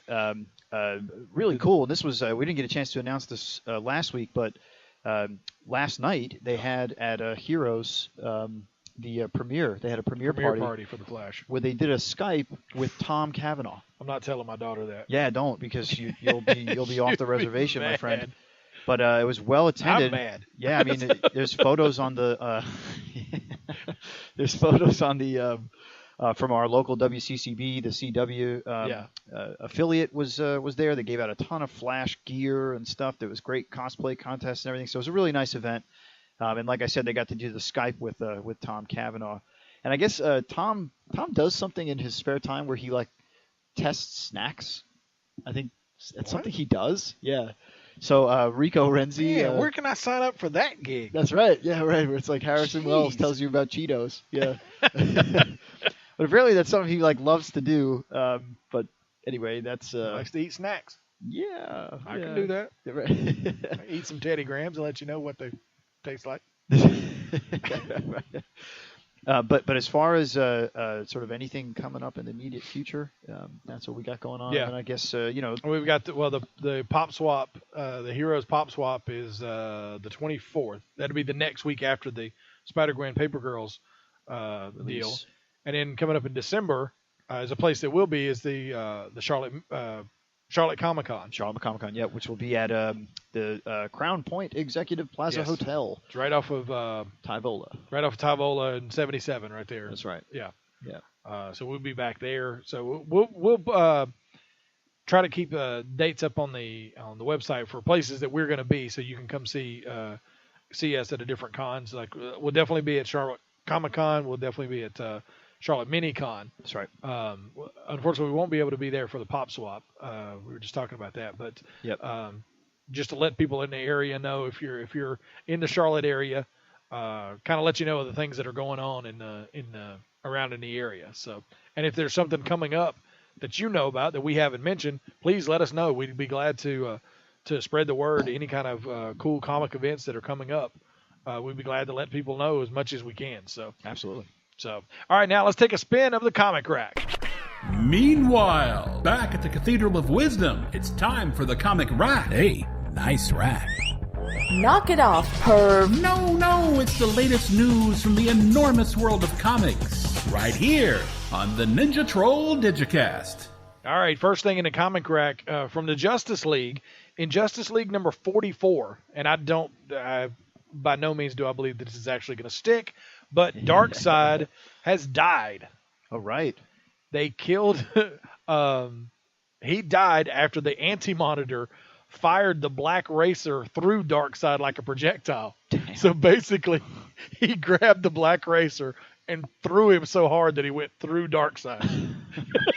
So is this the anti-life equation? That's hilarious. Does this count as like a double negative here? The anti-monitor. He beat him with somebody else. And who is the Black Racer? The Black Racer is one of the new gods, if I'm not badly mistaken. Oh, okay. I think. So you picked him up. I just can't get over that. Well, that's cool that anti-monitor is somebody else. Is like in the story so prevalently now, right? I mean, because he kind of like was destroyed after Crisis on Infinite Earths, seemingly, but he may have reformed in the antimatter universe. Yes, the Black Racer is the avatar of death in the DC Comics universe, and first appeared in the New Gods number 3. Yeah, cool. So he is one of the new gods, and he's like, I guess in a way he's kind of. I've seen this guy, and I can't unsee him. The DC version of the Silver Surfer. Instead of a surfboard, he has like cross-country skis. And he's wearing a knight's helmet. He's wearing a knight's helmet. I remember seeing this guy for the first time. That's why he went through Darkseid so good. He's got that helmet. He just right through him. But the skis would get stuck, I would think. I'm imagining like there's a ski-shaped like thing like Wile E. Coyote through Darkseid's body. And then Darkseid just looking down going, oh no. That's so funny. Oh my god. The Black Racer. Yeah. Kirby created that? Yep. Dang. Come on, Jack. Well, he created Silver Surfer too, so. I guess that's true. Yeah. Good Lord. So now, like I said, I figure they should have called him the Double Black Diamond. Then the skiing metaphor would have worked. There you go. Now, all right. Yep. I'm over it. Okay. But I figure probably halfway through issue 45, he'll be back. I'm sure. I mean, it was Darkseid. It's Darkseid. You can't keep him down for long. No. So, from the Black Racer to now the Black Hood, Howard Chaykin will be a guest artist for issue number 6 of the Black Hood. And that's like a bridge issue before they start another big story arc. I am really excited. Is this a Batman title? No, the Black is this? Hood is it's an offshoot of Archie, the Archie comics. What? It's not set in the Riverdale universe. Okay. But it's I forget the name of the imprint, but they did another imprint, and the Black Hood, and this is something that the writer has mentioned, that he holds the distinction for being the first Archie comic to drop the F-bomb. Awesome. And it's a really, really good series. I'm really excited about this So you're like, it's because a really, really good F-bomb. it's a really good F-bomb too, yeah. Not only because I love Howard Chaykin, but the fact that I thought the series was over. Oh. It got through issue 5. And I saw issue 5 like 5 months ago, and it wraps up 3 months ago. It wraps up this storyline that they had going on. Yeah. I thought it was a limited series, and it was over. Oh. Now I think number 6 comes out this month, I believe. Okay. So not only is it going to be cool to have Howard Chaykin doing the artwork for this, but the fact that it's now coming back, I'm really excited. That's really cool. Yeah, it's not out today, or Okay. didn't come out last week, so it could still be. And Okay, it's it's called probably Black Hood. The Black Hood, yes. Okay. Yeah. Yeah. And not so seen it's a essentially a cop takes down a vigilante called the Black Hood, Mm-hmm. and he ends up he's disfigured by some kind of explosion or something, saving the day. So he's called the hero cop by everybody, but he's kind of pitied by everybody at the same Because time. of disfigurement. And, yeah, because of his disfigurement, he gets hooked on alcohol and drugs, and ends up. He kept the hood when he shot the guy and killed the Black Hood. He ended up keeping the hood, kind Now of he wears like a it? trophy, Oh. and he became the Black Hood. So Okay. the end of the story arc was, he was revealed, the hero cop was revealed as the Black Hood. So like I said, it all wrapped up. I assumed it was that kind of sounds cool. a closed series, and it was done. So now it's coming back. I'm really excited. So I hope it opens with like a Jerry Springer, like they're on the set. Yeah. kind of, yeah. Yeah. Yeah, it was very, very dark and very gritty. It was something very different for Archie Comics. So Yeah. but yeah, that's coming. So obviously that's coming back. That's the thing I always forget is that like this is not the Archie mythos. This is just Archie Yes. Comics, the imprint, which Yeah, is an Archie- imprint. Exactly. Yeah. Exactly. Okay. So so yeah, it has a kind of its own little world. Yep. So Cool. Now from Marvel Comics, they have announced that a new Black Widow series is going to be starting with the creative team that used to be on Daredevil, which includes Mark Waid as the writer, artist Chris Samney, and colorist Matthew Wilson, and letterer Joe Caramagna or Caramagna. I don't know. There you go. That's a good shot. It's close enough. It's something. He knows. Caramagna, He knows how yeah. to pronounce it. so yeah. I mean, Sorry, Mark Joe. Waid is. I mean, a legendary writer. Yeah. When it comes in, he just Kingdom finished Come? up. Didn't he write Kingdom Come? I think so. He wrote The Flash for a long time in the 90s. Nice. Real long stretch.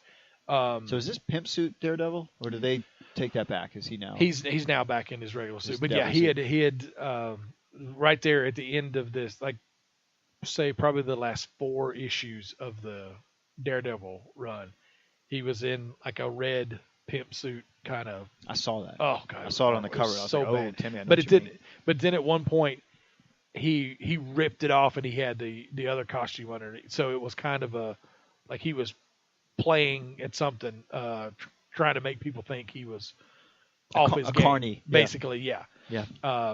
So it was all part of his plan. So I kind of Blind give you, carny. I'll give you a little pass there. If it was part of a plan and you led back to where it needs to be, that's fine. Oh, of course, that's how it goes. But coming after Secret Wars, he's back in New York because he had moved to San Francisco, Right. which is also Strange. no. But he's back in New York and he's back in his regular costume. So we'll see what happens there. Cool. But, Booster Gold will have there's right now they're just saying the first 2 issues, but I'm hoping there will be more. But the first 2 issues of the original 1986 series, starring Booster Gold, are being released on Comixology. Cool. And this is the first time that they've been re-released in color since then, because they were released in the Masterworks. They call them, no, that's Marvel. They call them Masterworks. Right, the Essentials? Treasury or Essentials, something like that. They all did that. They all made black and white. They released them in black and white. And versions, yeah. For one thing, Booster just doesn't really work well in black and white. It's Golden Age stuff. Maybe Silver Age would. Yeah. But especially there was an issue of his where he was fighting the Rainbow Raider, and they made hit him with some kind of ray that made him see in black and white. You kind of lose the effect of that. It's like a Wizard of Oz moment. Yeah, where things change and you don't even notice it. I'm sure that was some of the some really great artwork to show the difference of like, oh, now I'm only seeing this. Mm-hmm. He ain't seeing it in like grayscale and stuff like that. That you just completely lose if you print it in black and white. So yeah, that's why I never picked up any of those. Yeah, it's the digital change. I think we're getting all that stuff back, thankfully. Yeah. So and they're releasing the first 2 issues. I'm sure that the rest is they'll probably. I'm sure they're going to be a hit. They'll probably gauge the pull of it and see. But with the talk of the new movie and the fact that Rip Hunter, Booster's son, is involved in Legends of Tomorrow, I feel sure it'll pick up and then we'll get the rest of them on there, which will be cool. So without a doubt, yeah. And also from DC, the Suicide Squad will have a new series called Suicide Squad Most Wanted. I believe it's going to be an ongoing series of one-shots, or not one-shots, but like mini anthology series. Oh, that's cool. So the first one will be Suicide Squad Most Wanted Deadshot Katana. Cool. It's going to be a 6-issue series spotlighting the 2 members of Amanda Waller's supervillain team. See, I almost made them superheroes there. You almost did, yeah. So that will, I think that comes out later this month, maybe. Nice. Yeah, Suicide Squad Most Wanted. Yeah. Let's see if it's out today. Nope. No. No, not at all. I'm thinking it's probably the earliest. If they're just announcing it now, it'd probably be like November, maybe. Okay. So, but it'll be interesting to kind of give you a little in-depth look into those characters before the movie comes out. Yeah. So, I'm sure there's going to be plenty of interest in it because of the movie. So. Oh yeah, Suicide Squad has a rich history. Oh yeah, been a lot of forms of them. Yeah. And they're old too. They're not a new thing. No. The Silver Age, right? They were Silver Age, and then they were recreated after Crisis in the Legends crossover. The Legends DC series. Legends. Yeah. Yeah. That was when the modern version of them was created. But yeah, it's been around, and that was in 87, maybe 86, something like that. Okay. Because it was like the follow up to Crisis. So like what we're gonna do now, like post Convergence, post Crisis era, all the new titles. Yeah. So cool. Now Marvel out today, the all new, all different .1 #1 is your introduction to the post Secret Wars Marvel universe. Oh wow. It's going to feature stories of Daredevil, Carnage, Classified, Agents of S.H.I.E.L.D., and Contest of Champions. But this is something, and I told you we were going to have to talk about this. This has become it has to be called an embarrassment to Marvel Comics. Okay, explain yourself. Why? The Secret Wars. It's been... Oh, the timing. The timing. Okay, now, today, we're getting... Secret Wars 6. Yeah, and we're getting the same at the same time. We're getting all new, all different .1, which is an anthology, like 6 different stories to show you what's coming, what is life after the Secret Wars. When Secret Wars isn't even halfway done now. Well, we're also getting Guardians of the Galaxy Marvel Universe releasing today. Yeah. Contest of Champions, Superhero Spectacular. Iron Man is supposed to be out. Yeah, it's out now. Grumpy Cat. No, that's me. Doctor Strange. Yeah, that is you. You are. But this is becoming an embarrassment because Avengers? it Wow, was originally supposed to be done by now, and they started. Okay, it's not going to be these are not going to be released on these dates, so they adjusted the schedule to push it back even more, to push it back more. Now they're late on that schedule, and they've added another issue. Right. It's We'll have ridiculous. number 9, right? It was supposed to be 8. Yeah. Well, yeah, I guess they've 8 added plus 0. Yeah, but then they've we'll have now 9 plus yeah. 0. They're added 9. Ooh-wee. And now we're getting into the stuff that they can't really hold off on because it's their publishing line. They've got to put the stuff out. Right. Printers are ready. Yeah. You know, the So artists, now everybody's they've been got all working. these things that are coming out from the aftermath of Secret Wars, and then Secret Wars is not even done. And it's just it's embarrassing. They messed it up. It's really embarrassing. I don't get it. Like, what's the And hold I don't up on understand Secret what Wars? the deal is. Secret Wars seems pretty structured. I mean, it's a really good story so far. Yeah, you should have this stuff laid out and prepared. If it's something that's changing your line this much, you should have this stuff laid out. You should have it planned out and know exactly what it's gonna do and when it's gonna come out and that it's gonna be on time.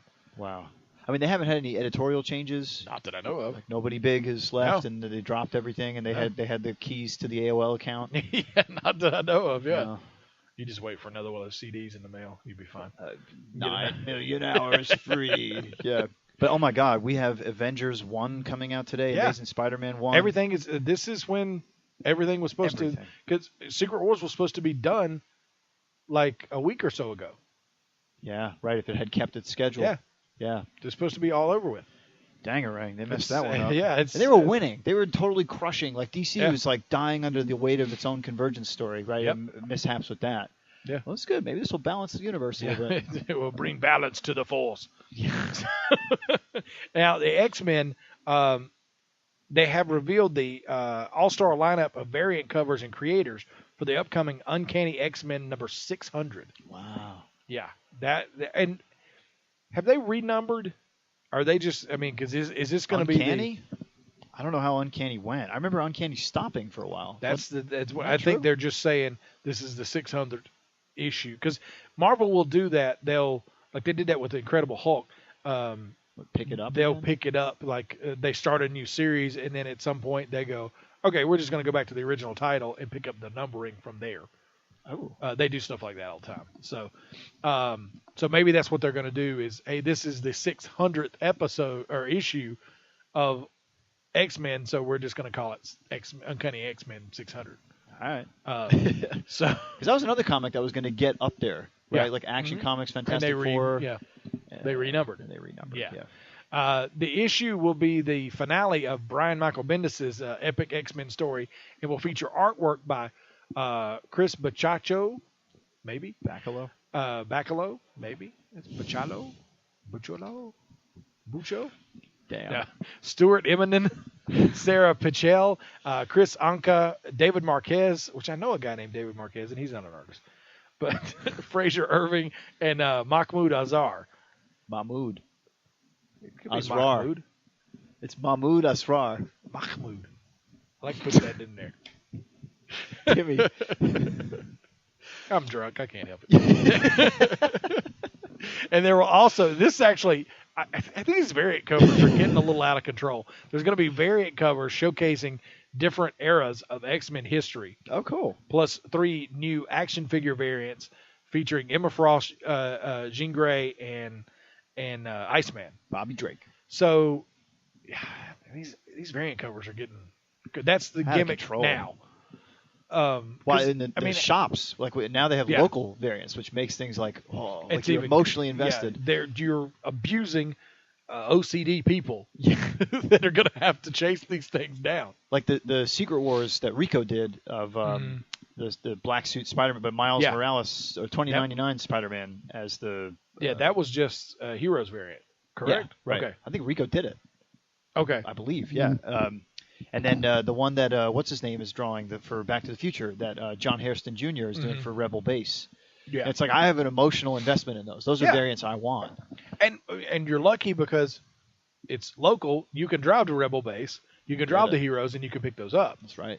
But if you want to get like if you're really into Secret Wars and you want all of the covers, you'd have to Road trip. Yeah, you have to get a hold of Heroes Online and see if you can get some. But they're going to have those for their local customers first. I finally signed up for a pull sheet. For a box or folder or envelope. I need to just bite the bullet and go ahead and get a pull box again.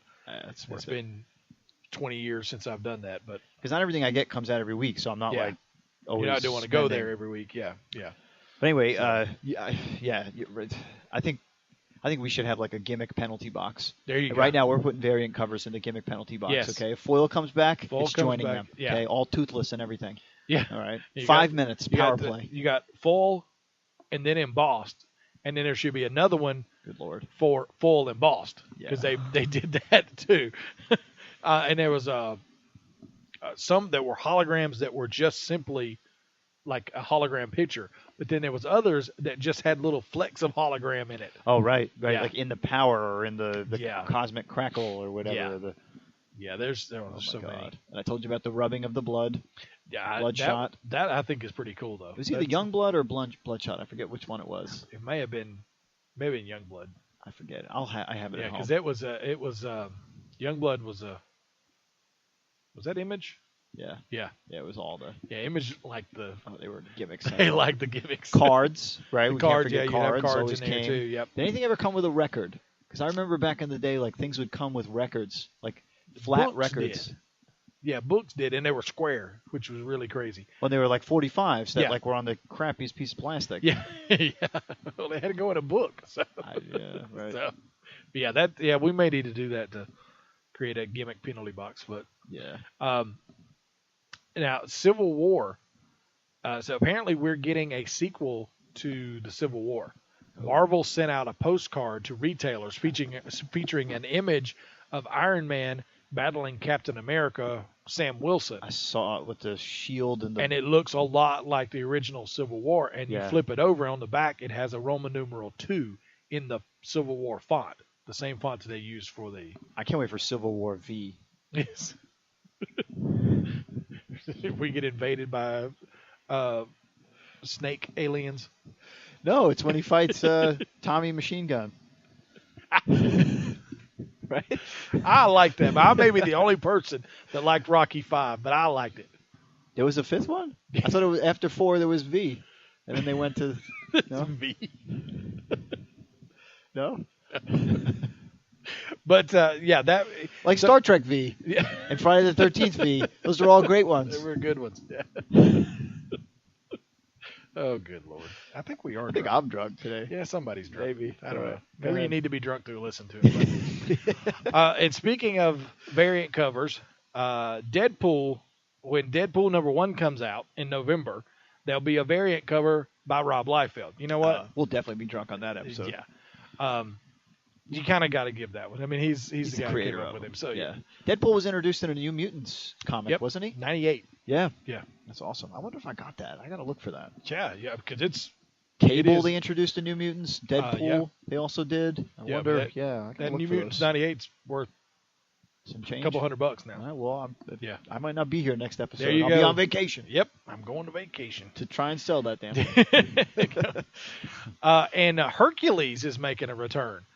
Wow. He hasn't been around in a while for Like Marvel Comics. Marvel Hercules Yes. or Kevin Sorbo? No.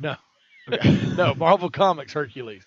They released a first look at Hercules #1, which is coming out in November. It's going to have art by Luke Ross and written by David Abnett. Okay. So, and he's still got the hairy chest. Does he? That was the thing that would always crack me up. He looked like Logan. He Yeah. was like a buff, super buff Logan. He was a hairy one. And Power Man and Iron Fist will also get a new series. They look great. It's drawn by Sanford Green and written by David F. Walker, and it will debut in early 2016. This is getting a lot of love so Yeah. far. I saw this pop out a promo for it, and a lot of my comic friends are going nuts for it. Yeah, well, I love Sanford Green's style. So I think it fits these characters really well, and it's something we've talked to him at Minicon before. Yeah, and he grew up reading that stuff, so he's gonna give it the love. He was drawing Shaft for a while, right? Yeah, he did. He was doing the covers for Shaft. Okay. Yeah. Oh, nice. Yeah. Yeah. Okay. So he grew up reading Power Man and Iron Fist, so he's He can dig it. Yeah, he can dig it. Shut your mouth. So I was just talking about Stanford Green. and we were just talking about Deadpool #1. When it comes out, it is set months after the events of Secret Wars. Oh boy. And Deadpool finds himself as a member of the Avengers with legions of fans. So, Wow. first off, how'd this happen? Wow. Second off, how's he deal with it? Well, because in the Secret Wars story, Deadpool's in the Secret Wars of the 80s. Of the land. 80s, yeah. Like he somehow managed that. He's Yeah. not actually involved in the Secret Wars like main story. No, So yeah, they haven't turned to him and be like, "Shut up! This is a really serious story." Yeah, this is gonna be some kind of weird delusion he's having or something. Oh, man. It's got to be. It's just so. Well, I'm looking forward to that. I've been loving everything Deadpool lately. Oh yeah, Yeah. and Batman and Robin Eternal is a weekly series that starts actually today. It comes out. Issue #1 comes out today. Cool. Now the cover for issue #3 was, like I said, we were talking about it early. It was getting ready to be leaked, so they went ahead and just jumped ahead of it. And How'd they know it was going to be leaked? I think Did they get like a note? they probably did. They probably got something on. Oh, I've got this. If you want me to leak it, or you don't want me to leak it, give me some money. So they're just going to go, screw you. We're going to release it ourselves. I'm figuring. I'm totally making this up, so I don't know if that's what happened. But I would figure that somebody might be an idiot enough to do something like that. Yeah. But the cover for #3 features Cassandra Cain, who was Batgirl for probably a good, at least a decade, if not a little more. She had the black. She had dark hair, right?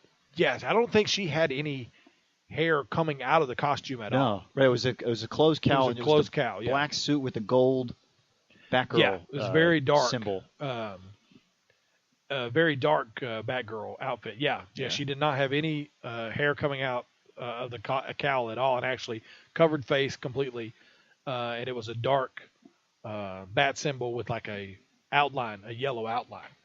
Oh, okay. All right. So- Yeah, I see. Yeah, I have the DC encyclopedia, and they feature her. She is like when you go to the Batgirl section. Yeah. She is the current Batgirl. Yeah, most probably, I would say, except for Barbara Gordon, she's the most known Batgirl. And probably about the same because she was for so long she was Batgirl, and then for a while she was Black Bat. But I like the closed cowl, Yeah. totally closed cowl. That's scary. Looks cool. Yeah, and she had, after the New 52, Barbara came back as Batgirl. She just kind of hadn't been seen at all. So now they're reintroducing it. So it's going to be interesting what they do with her, whether she becomes Black Bat or what happens. Is the other lady Kane? Is she still Batwoman? Yes. She is. Yes. Okay. What's her name? Kane? Is it Kathy Kane? But she spells it different, right? There's K-A-N-E and then Yes, C-A-I-N. it's different from this Cassandra Kane. Yeah. Yeah. She's K-A-N-E like Bob Kane. Yep. So, yeah, but yeah, she's still Batwoman. Cool. So, but yeah, that's on the cover of #3, which comes out in 2 weeks. Because Cool. issue 1 is coming out today, and I'm looking forward to this because Batman Eternal was a weekly series they had. Was it last year? I think it was last year or the year before, maybe. But it's fun. It's fun to have a weekly book. You don't have to wait that long for it, but you got to be careful. Like if you don't pick it up, Yes. yeah, you're You're like Lucy. you're and backed up all the of a sudden. bottles- Exactly. and the yeah. bonbons keep coming. Yeah, exactly. So yeah, it's interesting. And the last one had a good little resolution. It had of course, the weekly series, they go 52 issues, so last a year. And in issue 51 of Batman Eternal, they revealed what was supposed to be the big villain who had done everything through all this whole year of hell that Batman had been through. Yeah. And it was the Clue Master, like What? a D level Old Batman villain? Yes, an old D level. And so I'm reading it and I get to the last and I'm like, what? Isn't there like And a of sports course- master and a weather master? Yes. And I don't know about the Weather Master, but there's a Sports Master and a Clue Master. So, but yeah, it was a swerve. So in issue number 52, you got the reveal of the real villain. And who was it? It was he calls himself Lincoln It's Calendar Man. no. Oh God, I really would have said. No, it's it's Bruce's brother.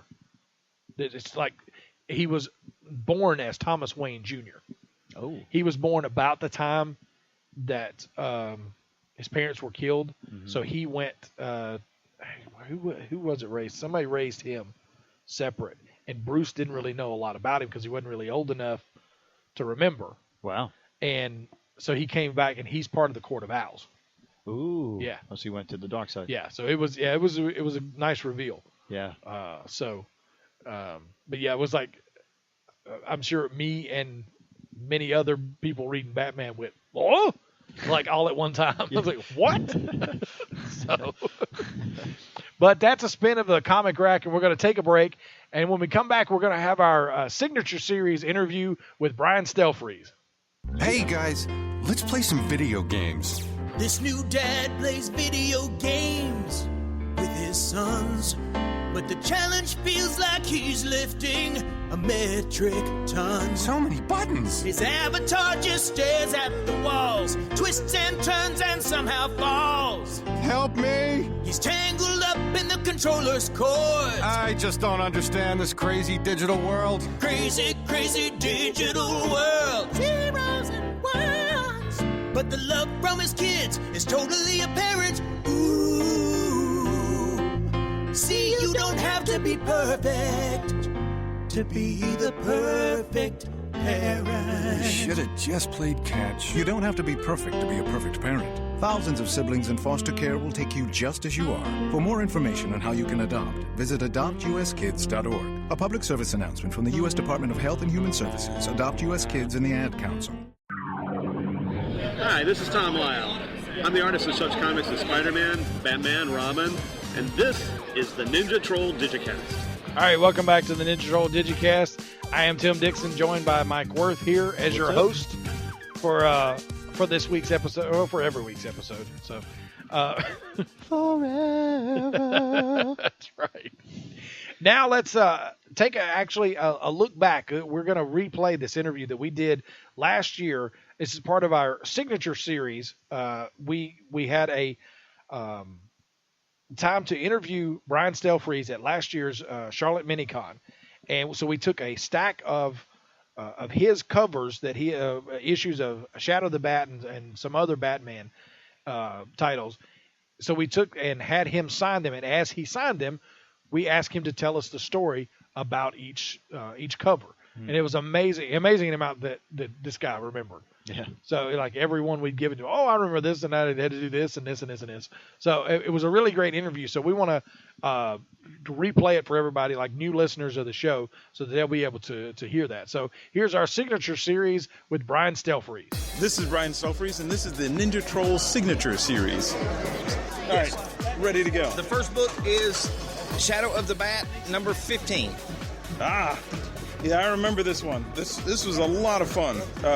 Actually, on this one, it was kind of strange because at the time we were doing covers that were just pretty much fully paintings, and this one is kind of Batman actually doesn't get stabbed to death in the comic, but it was like really something that we wanted to do on the cover, and this is kind of me trying to harken back to the old Dick Sprang Superman covers, where it was like just doing something kind of like that, where it's like something really evocative on the cover, but it's not quite what happens on the inside. So this is a really fun issue. Next one is Shadow of the Bat, number 16. Now this is actually cool on several for several ways. One, what's really neat about it is the guy in the chair is actually Cully Hamner, who's sitting right next to me right now. So when we were in a studio together, so he posed for the guy in the chair, and this is one of the Scarecrow series, and Scarecrow's like one of my favorite Batman villains because you could really kind of get in there and do him like just as if he's a fog, as if he's just kind of mysterious, and this is like just a great cover to kind of show the character off. So yeah, I had a blast on this one. Okay, the next one is number 17 in the Shadow of the Bat series. Yeah, and this is part of that whole Scarecrow arc. One of the coolest things about working on Shadow of the Bat is I slowly went through Batman's entire Rogues Gallery, so I really got like a shot at all the characters, and this is another shot at doing Scarecrow, and again, Cully posed for this one as well. So the guy being carried by Batman is my pal and studio mate Cully Hamner. Okay, the next one is also in that. I think it wraps up the series or the storyline. Yeah. Now this is really cool because, like, at the time, Batman was kind of a gray character. He was dressed in gray, but I always tried to get him as dark as possible on the cover, and this was a really fun cover because they just let me get away with almost making him just a silhouette with just tiny highlights on it. And again, Scarecrow, just a really evocative background, so it was a fun cover. Okay, moving on, we are looking at the Tally Man. That would be number 19 in the Shadow of the Bat series. Yeah, and this one features Batman in the new, what eventually became known as the Asbat costume, where it's the Azrael sort of stepped in for the Batman for while the Batman was off, and this costume was it was a fun costume because it just looked really dangerous. It was just a real kind of metallic. It gave me a chance to play with a lot of different textures as a painter. Okay, now we are at part 2 of 2. This is the Tallyman number 2, and it is Shadow of the Bat number 20. Yeah, and this is pure film noir, where the entire image is lit by the machine guns, the Uzis that the Tallyman is just emptying into Asbat. And when you're doing so many covers for a single series, you always have to try to find some sort of key to just really kind of set you off so that you can really enjoy working on it. And this was lighting was always a thing that sort of stepped to the forefront on a lot of these Batman covers. So getting a chance to just really do a cover that was just so dramatically lit like this was a lot of fun. Moving on into Night Quest: The Search, it is Shadow of the Bat number 21. Yeah, another just really neat cover, because with this one, I actually got a chance to play with Bruce Wayne. And to me, Batman is one of those characters where I think his alter ego is just as interesting as him as a superhero. And anytime I got a chance to do Bruce Wayne on the covers, it was just so much fun. So I love the fact that since I was doing so many, I could oftentimes say to the guys, hey, how about let's go with Bruce on this one? And it was just really a fun piece. So they always give you that leadway there as to who you can put on the cover and that sort of thing? Yeah, sometimes they let me get away with it. Sometimes they'd kind of go, no, it's got to be Batman. But a lot of times I would just try to throw curveballs at them, try to do something a little bit different, Okay, the next one that we got here is Shadow of the Bat number 29, and it goes back to Asbat. Yes. Yeah. And this was, again, just one of those just really dramatic covers where the whole thing is lit by this sword being plunged into Batman's back. And anytime I got a chance to just do something like that was just the lighting just made the cover for me. So this is a lot of fun. We're down to the last two. This one is called Prodigal. It is number 32. Now, one of the things that I really started doing a lot on the Shadow of the Bat covers, and later it expanded into doing other covers, but I would set up a design on the cover so that what would happen is, and we wouldn't actually say it, the issues would just come out and we'd hope that people would figure it out. But with this cover number 32 and cover number 33, they were, if you put them together, it makes a single large image with one side of Two-Face on one cover and the other side of Two-Face on the other cover. So anytime I had an opportunity to just really explore with doing covers that link together, it was just a lot of fun. So this is one of the early ones where we played around with that. So this is great. And finally, Shadow of the Bat number 0. Dude, there's just nothing better than this one right here. I mean, the cool thing about this was the assignment was Batman. Just go for it. We don't care. Just go for it. And you know, they didn't want it tied to a story or anything like that. They just wanted a really dramatic image, as if this was cover number 1 of a character that you've never seen before. The really fun thing about this cover was I really wanted to get like that dramatic lighting on it. So the funny thing is I went out and bought like a giant, almost the size of a door, piece of plexiglass that was like a little bit more than an inch thick.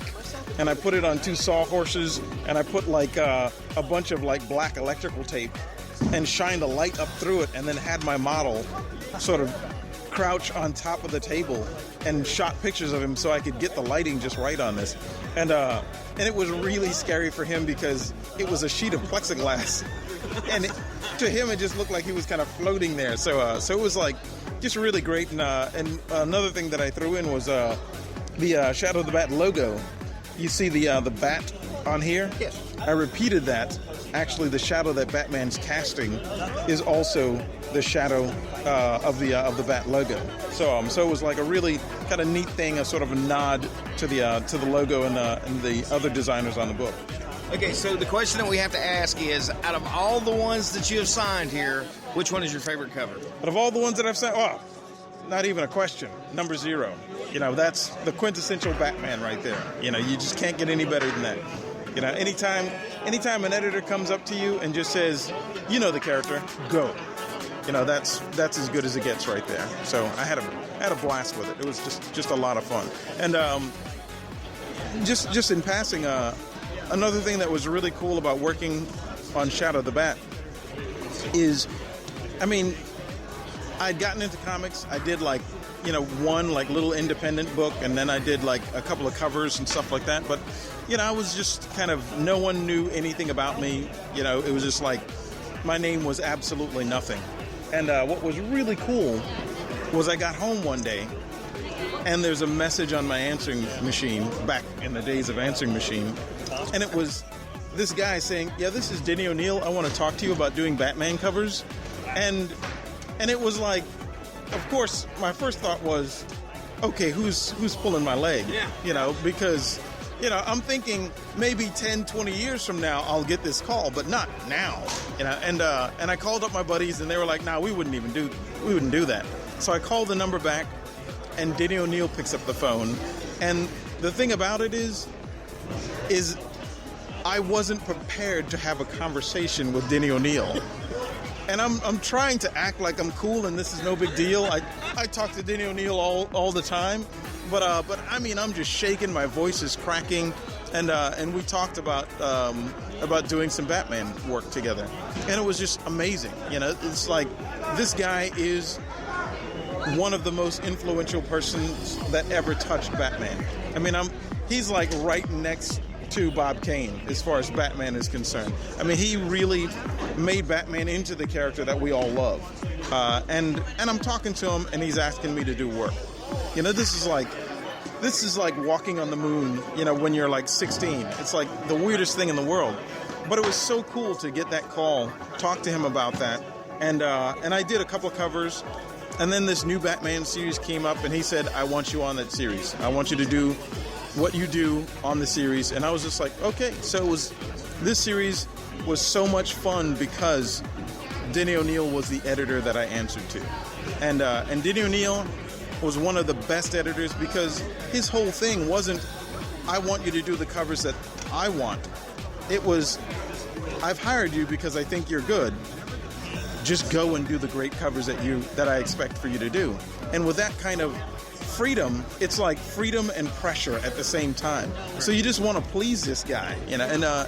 And this guy, I mean, he'd worked with Neil Adams, he'd worked with the best guys that ever drew Batman, and like now he's asking me. So that was like the coolest thing. So the series Shadow of the Bat, that made me, you know, more than anything else. It's not my work, but that series. So each one of these you look at as your children. Oh, yeah. Mm-hmm. Which one was the most troublesome child? What episode was the one that made you want to pull your hair out? Oh my God, the most troublesome one of all the Batman series, probably the most. And I I can't think of one in particular, but there were some where it's like sketch after sketch after sketch after sketch, just a bunch of sketches, just trying to get that cover that everyone can agree on, But like it's easier to pick out the best ones or my favorite ones than it is to pick out the ones that I had the most trouble on. Awesome. Brian Stelfreeze, thank you for your time. Dude, it was great hanging out with you, man. All right, there's our Brian Stelfreeze interview for our signature series. We've got to do that again. We've got to get a hold of somebody and see if we can lock somebody down, lock them in a room and do that. Interrogation. Yeah, because Brian Stelfreeze was so great with that. He sounded so cool. Like he was just it was like a friend. Talking exactly. comics and talking about getting that call from Denny O'Neil, who is like a legendary name. Like he just said, as far as he was concerned, he's like as important as like Bob Kane to Batman. And he said, I've got a message on my answering machine. Back when people had that. Yeah, back when people had that from Denny O'Neil, and he was like, "Okay, who's screwing with me? What's going on?" That's right. It ain't April. What's happening? Exactly. Yeah. So it was a great, really fun interview. So. And it was nice to hear some voices from the golden age of the Ninja Troll Digicast. Yep. Chuck Charles from Earth 2. Yes. Right. The Atom Smasher. The Atom Smasher. Yeah. So cool. we got to hear Chuck, which Chuck still comes with us to cons. Oh, no. So he gets all of our. He goes yeah, out. Dude. He'll talk to anybody. So he'll go around and talk to people and get them to do interviews. So he needs to be a diplomat to Krypton or something, or to Quard maybe. There you go. Yes, let's send him to Quard. So, but all right, that's our signature series with Brian Stelfreeze. We're gonna take a break and we're gonna come back and we're gonna explore the multiverse. Our hailing frequencies are always open. Find us on Facebook, Twitter, or Instagram. Just search Ninja Troll Digicast or drop us an email at ninjatroll@digitaltuxedo.com. How to be a great dad in 15 seconds. Bike ride, go fish, walk in the park, phone call, milkshake, play catch, picnic, fly a kite, tell jokes, laugh, talk, read a story, tell a story, bumper cars, swing set, bowling, pillow fight, cut loose, stay tight. Whew. Because the smallest moments can have the biggest impact on a child's life. Take time to be a dad today. Call 877-4DAD-411 or visit fatherhood.gov. Brought to you by the U.S. Department of Health and Human Services and the Ad Council. Hi, I'm John Carter with WBTV News, formerly of Off the Wall Comics, and I am big into geekdom and comic books, and you're listening to the Ninja Troll Digicast, the only podcast with a kick. You got that right, John Carter. Not John Carter of Mars, but John Carter of WBTV. Of Lincolnton. Of Lincoln, exactly, yes. Also known as Mars. Yes, well, it is definitely a different planet. It's got some Martians. All right, now let's head out to the Misty Borderland Cafe and explore the multiverse. Now it's time to explore the multiverse. On the Ninja Troll Digicast. All right, here we go. Back to the Misty Borderland Cafe, where we take a seat and we discuss the DC multiverse.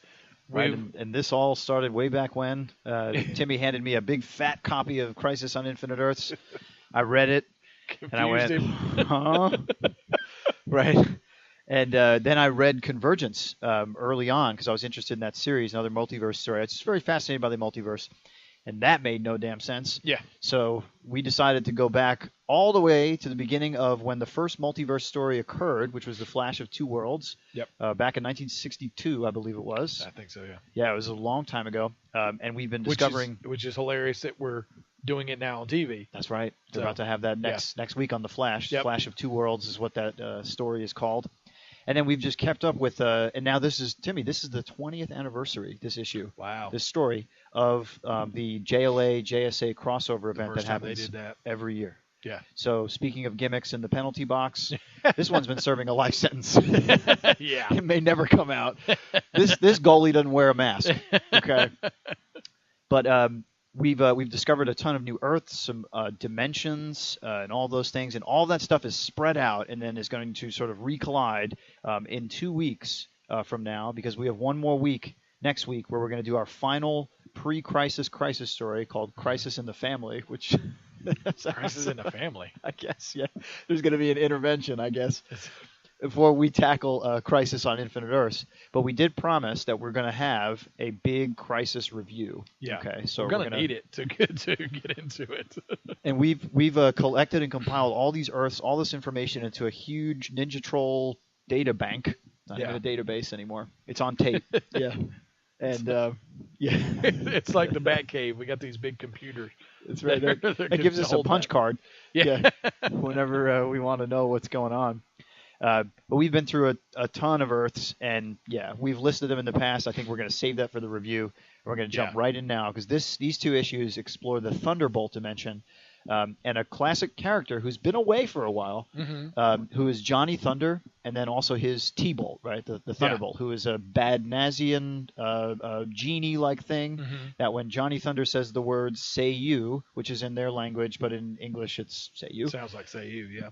Exactly. The Thunderbolt appears, and then he can basically wield him like a genie, right? Yeah. And he does whatever he wants. And the Thunderbolt is pretty much smarter than Johnny Thunder. Oh my God! Seemingly, yes. Absolutely smarter than Johnny Thunder. Yes, and sometimes the Thunderbolt is sort of sentient and will do his own things despite being controlled by. So there's a bigger force at work here. So the origin of the Thunderbolt, I'm very curious about. We don't quite get a lot of that. But let's get right into it. So JLA 219 of Volume 1. Again, we said this is the 20th anniversary of the crossover. We got Roy Thomas and Jerry Conway on writing, and Chuck Patton and Romeo Tengal on art. This is from 1983, so we're getting close. Yep. So we start off with some real B-list dudes who are all gunned up, trying to demand millions of dollars, or that everybody in a 5-mile radius will die. So we see the two Flashes very much in the pose of the Flash of Two Earths cover, showing up and round these guys up with no problem. In fact, they're touting just funny sayings and stuff, and they're like, "Remember our time doing this and that?" And, oh yeah, the bullets. Isn't that great? They're basically just playing with them and redirecting their bullets to spell out JSA, and then Jay does that. Yeah, Jay spells out JSA, and then Barry redirects to mark out the S and put L. So they're just screwing around at this point. People, it's really just unbelievable. When all of a sudden, whoosh, pink lightning appears and knocks out both Flashes, and it's the Thunderbolt, and he looks like really ugly and really mean, and he's like really. Like he's up to something. So this is kind of crazy and everything. Basically the Thunderbolt like just knocks Barry out. Jay is sort of able to avoid some of the major hit, but the Thunderbolt hits him hard. You can see how evil he looks there. Yeah. I was just imagining like what they did with Jamie Foxx with Electro. Yeah. They could do a crazy, amazing Thunderbolt. Yeah. How nasty would he be? Like, if they didn't make him good, if they made him evil, he'd be a really good bad guy. But meanwhile, at the annual reunion on the Justice League satellite, Firestorm is like, so we go away from that. Jay's pissed off and trying to like figure out what to do and stuff. So he wants to now get Barry to in every city on the Earth is a teleporter up to the satellite. Yeah. So that's what he's trying to do is get back there. And that's where everybody's having, the big reunion. You can see drinks are served. And Firestorm is absolutely tripping because last meeting he had a little cuddle session, a little Netflix and chill with Power Girl.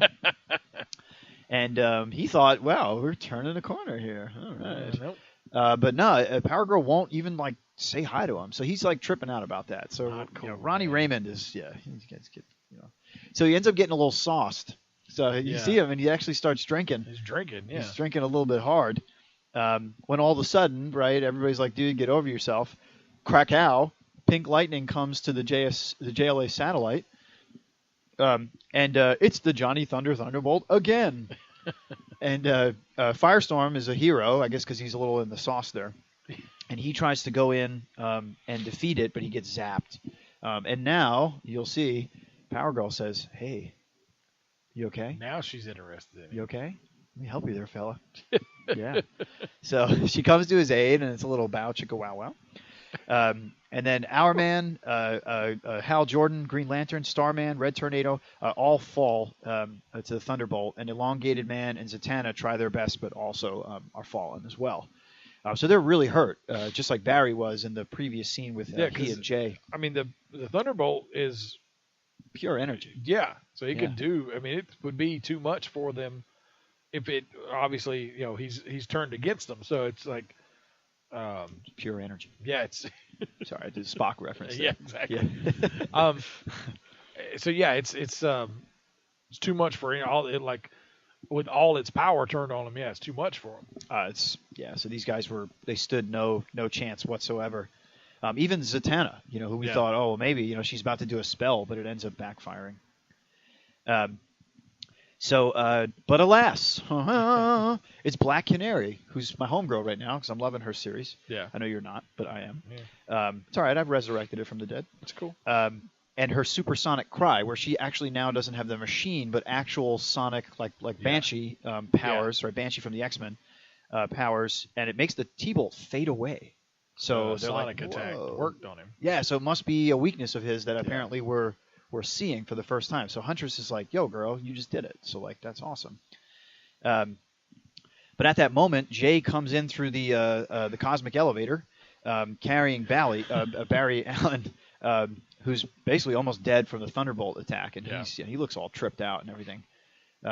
So they got all these guys in this bed trying to sort of figure out what's going on. The actual transmatter cube is busted, so there's no way to travel to Earth 2 to sort of deal with this. So how did the Justice Society get there then? Well, they had already, but the transmatter cube was broken in the attack. I think Thunderbolt came through it. Oh, okay. Yeah. Because I believe the battle they just were, but I don't understand why he needed it to get around, but that's fine. Yeah. But that's a stipulation, a sort of circumstance that's going on here, I suppose. But this issue really gets into the backstory of Black Canary. Really, the whole story does. That's why I found this so interesting because we've talked before that she has like a retcon past. Yeah. And that she was a Golden Age person who fought World War II age roughly and was sort of like Gadget Girl on The Awesomes. But then got young again, and and she went to live on Earth 1. She went to live on Earth 1, yeah. During a JLA JSA team up, against Aquarius, who is that bratty star, personification, who hits and her husband, radiation. Her husband died, so she said that there wasn't anything else for her on that Earth, so she left. So she left Earth 2, to go live on Earth 1 and be in the JLA. Yeah. But that time, like Superman took her, and in that issue, I look back, you just see them fly away. We get a little more into that as to what actually happened. Okay, and it's not romance; it's something interesting. Black Canary recounts the time that they fought Aquarius, and that Larry Lance took an energy blast for her. And that she never really forgave herself. This was in JLA 73 and 74, that story with Aquarius, which we thought was like, that's kind of whatever, lame. But now that they weaved it back in, it was really cool to have that sort of preceding story. It made it better. Yeah. But she's sort of like, it's like, I've always wondered why when I went to Earth 1, I all of a sudden got my sonic powers versus using a device, which we see on the Arrow TV show, Laurel, right? Dinah, I suppose, uses that device, and she has Cisco like hook it up and everything for her. God, sorry, this is horrible. But it says here that she realized that she later had gained the superpowers while exposed to Aquarius's, and this isn't a quote, astral emanations. Oh boy. And scroll ahead. Look at the top. Look at go back one there. Look at his face. Yes. Sorry. When you hear astral emanations and you see that damn face, you can't unsee it. So if you're curious, go to page 17 in this issue. Creepy. Because creepy. That's why. Astral emanations. So anyway, moving along. Then suddenly, Power Girl is using the monitor board, which is their surveillance system on the satellite, and she finds that both Clark Kent and Diana Prince are dead. dead. Yeah, right. They've been of knocked down in their secret identity forms, though. Yeah. This is the thing that's like getting crazy is that like the Thunderbolt knows who they are. Yeah. So the fact that they've been now iced in their forms is like, oh damn, like this is a real murder here, going on. Okay, so this is sort of where we get now where the crime champions and all the super old school bad guys are all back. Fiddler, Kronos, Icicle, Dr. Alchemy, the Wizard, and Felix Faust are all now teaming up. Yeah, that's kind of the classic ones for these crossovers. It was the first one. Yeah, it was the first Crisis Between Two Earths, right? Yeah. Where we saw all these heroes sort of make their stand, and they were pretty powerful in that first one, if I remember. Yeah. But they're the secret society of supervillains or crime champions. There's a few names I hear that go along with these teams. So now, magically, the Transmatter Cube works again. Or is that just the transporter? It might be the transporter, because I was wondering, like, why that's... Because they don't say it got fixed, so thank you. I've got my elevators mixed up. And they now beam down to Earth 1 to fight these guys, because this is where now they're picking up that this is going on. But Canary stays back to watch after everybody who's sort of hurt and all that stuff. And so does Starman. He doesn't go down either. But then he creepily stays behind. Yeah. And look at that face. He's kind of weird looking there. He says, hey, do you want to, like, go to the Thunderbolt dimension? And he says, are you game? Are you game? Yeah, which is so creepy. That is like that is so rapey right there. The man with the cosmic rod should not act that way. So Canary is intrigued, of course, but insists on staying back with the fallen heroes in the Medi Bay. But then she goes, hey, you know what? There's nothing more that I can do than the computers can, so let's do it. So why not? Yeah. Shazam! So the Star Rod takes them there, or the Cosmic Rod, and they arrive, and the Thunderbolt dimension is like all crazy messed up, right? You can see a picture of it there. It's really, really bizarre. And they find out that Johnny Thunder of Earth 1, right, who's the bad Johnny Thunder, he's the one who like talks really like Cockney Brooklyn accent, right? So he's the ruler of the Thunderbolt dimension. He sits on a throne. And the official language of this dimension is Brooklyn English, so forget about it. Do 'em. Yeah, do 'em in. Yo, Thunderbolt.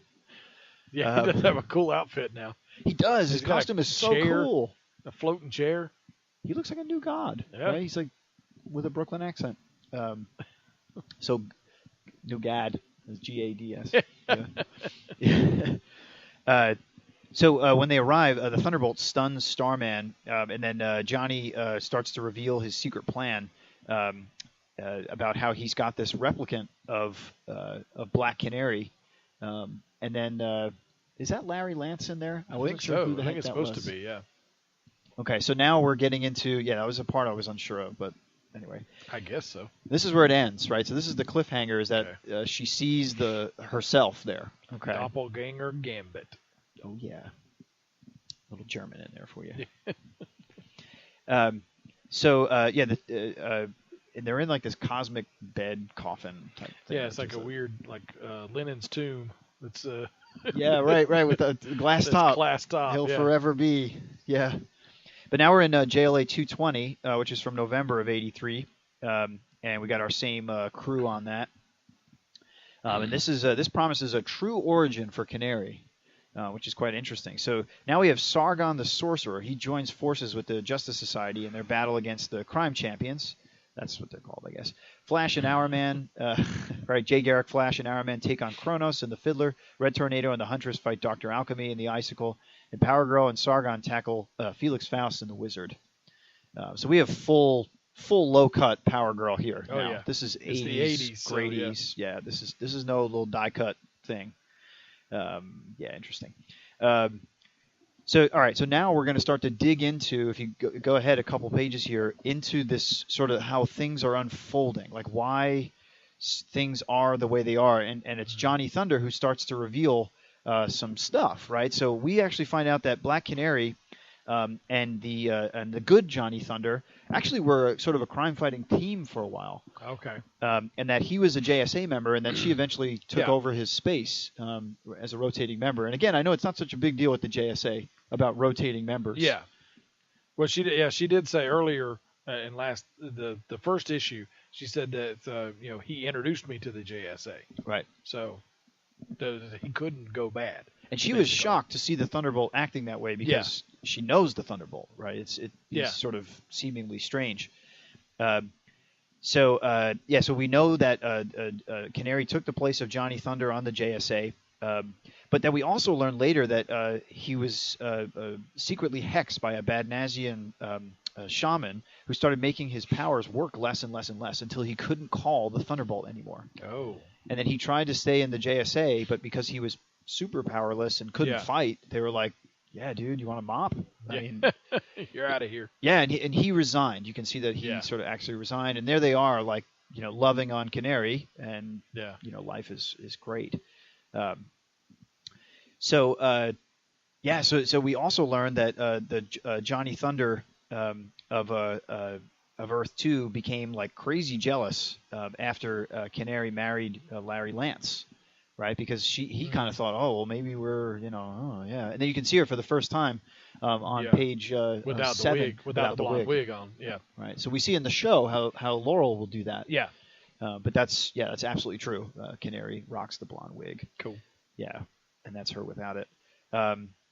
And then the Thunderbolt starts to tell the story of how this all goes down, and there's a lot of crossover stuff. So we learn about how this is like the retcon history of the JSA, because they just stopped printing the JSA stuff, so they had to come up with some reason that the JSA wasn't, because when they 20 years ago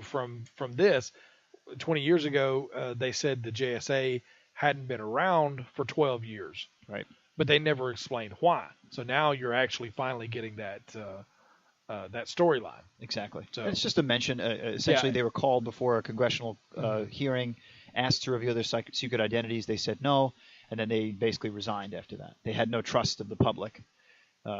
So that's what all went down. So Canary and Larry had a baby. They ended up having a little girl. Her name was Dinah too. Name was Dinah as well. Yeah. So Dinah Jr. And and then all of a sudden, is that the wizard? Yes. He shows up and casts an evil spell, a curse on the baby, and makes it so that whenever she screams, she lets out the canary's cry, which you can see blows everybody away. Yeah. And that's like the curse that they put on her. And let's see here. So they disband. The two marry. They also have the daughter Dinah. When the child was still an infant, however, the wizard, seeking revenge on Black Canary, cast a spell giving the baby uncontrollable sonic powers. And the tearful parents need to do something with her, so they ask the Thunderbolt. They actually go to Johnny. She goes to Johnny and says, "What do I do?" And he's like, "Well, it's really weird the way they could just give away a baby, but I guess it's all good." So the Thunderbolt takes it to the Thunderbolt dimension and puts the baby in stasis. Yeah. Okay. So, but the girl grows up, and this is a really interesting and important fact. So the Thunderbolt then causes everybody to forget. So he wipes everybody's memory. So the Black Canary doesn't know that she has a daughter. Neither does Larry. Neither does anybody else. Johnny Larry's Thunder. dead, isn't he? Well, not yet. Right. Okay. This is sort of previous to that. Oh, okay. Then that occurrence where Aquarius comes. Okay. Yep. Because it's a team up. It's after the JSA's retired that they have a team up. Okay. That then the JSA fights, and then they do that crossover with the JLA, right, to fight Aquarius. That was strange too. I was wondering. I was like, well, if they retired, then how do they unretire? Yeah. Maybe. It does work out though in the timeline apparently, but this is why I guess they wrote Crisis on Infinite Earths. Exactly. Yeah. So during this point, Earth 2, Johnny Thunder, he's basically imprisoned there, and he's after he loses his powers to control the Thunderbolt, the Hex, he can't do anything. So Johnny Thunder of Earth 1 takes him and then takes him to the Thunderbolt dimension and imprisons him there. Okay. So the Johnny Thunder we know and love from the JSA has been missing. He's just been out of the scene for a long time. And of course, like any good villain, Johnny Thunder of Earth 1, the evil one, monologues, and then Earth 2 Johnny explains his plan. Exactly, right, and how he's going to do it.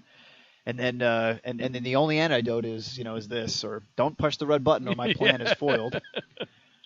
And he overcomes Johnny Thunder of Earth 1, the bad one. And he takes control over the Thunderbolt and essentially revives the JLA heroes who now sort of join the fight against the crime champions that's still going on.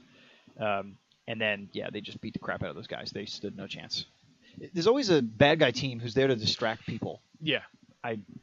Fine. They're the diversion. They are always the diversion. It's like horrible. But now this is where the story gets incredibly good.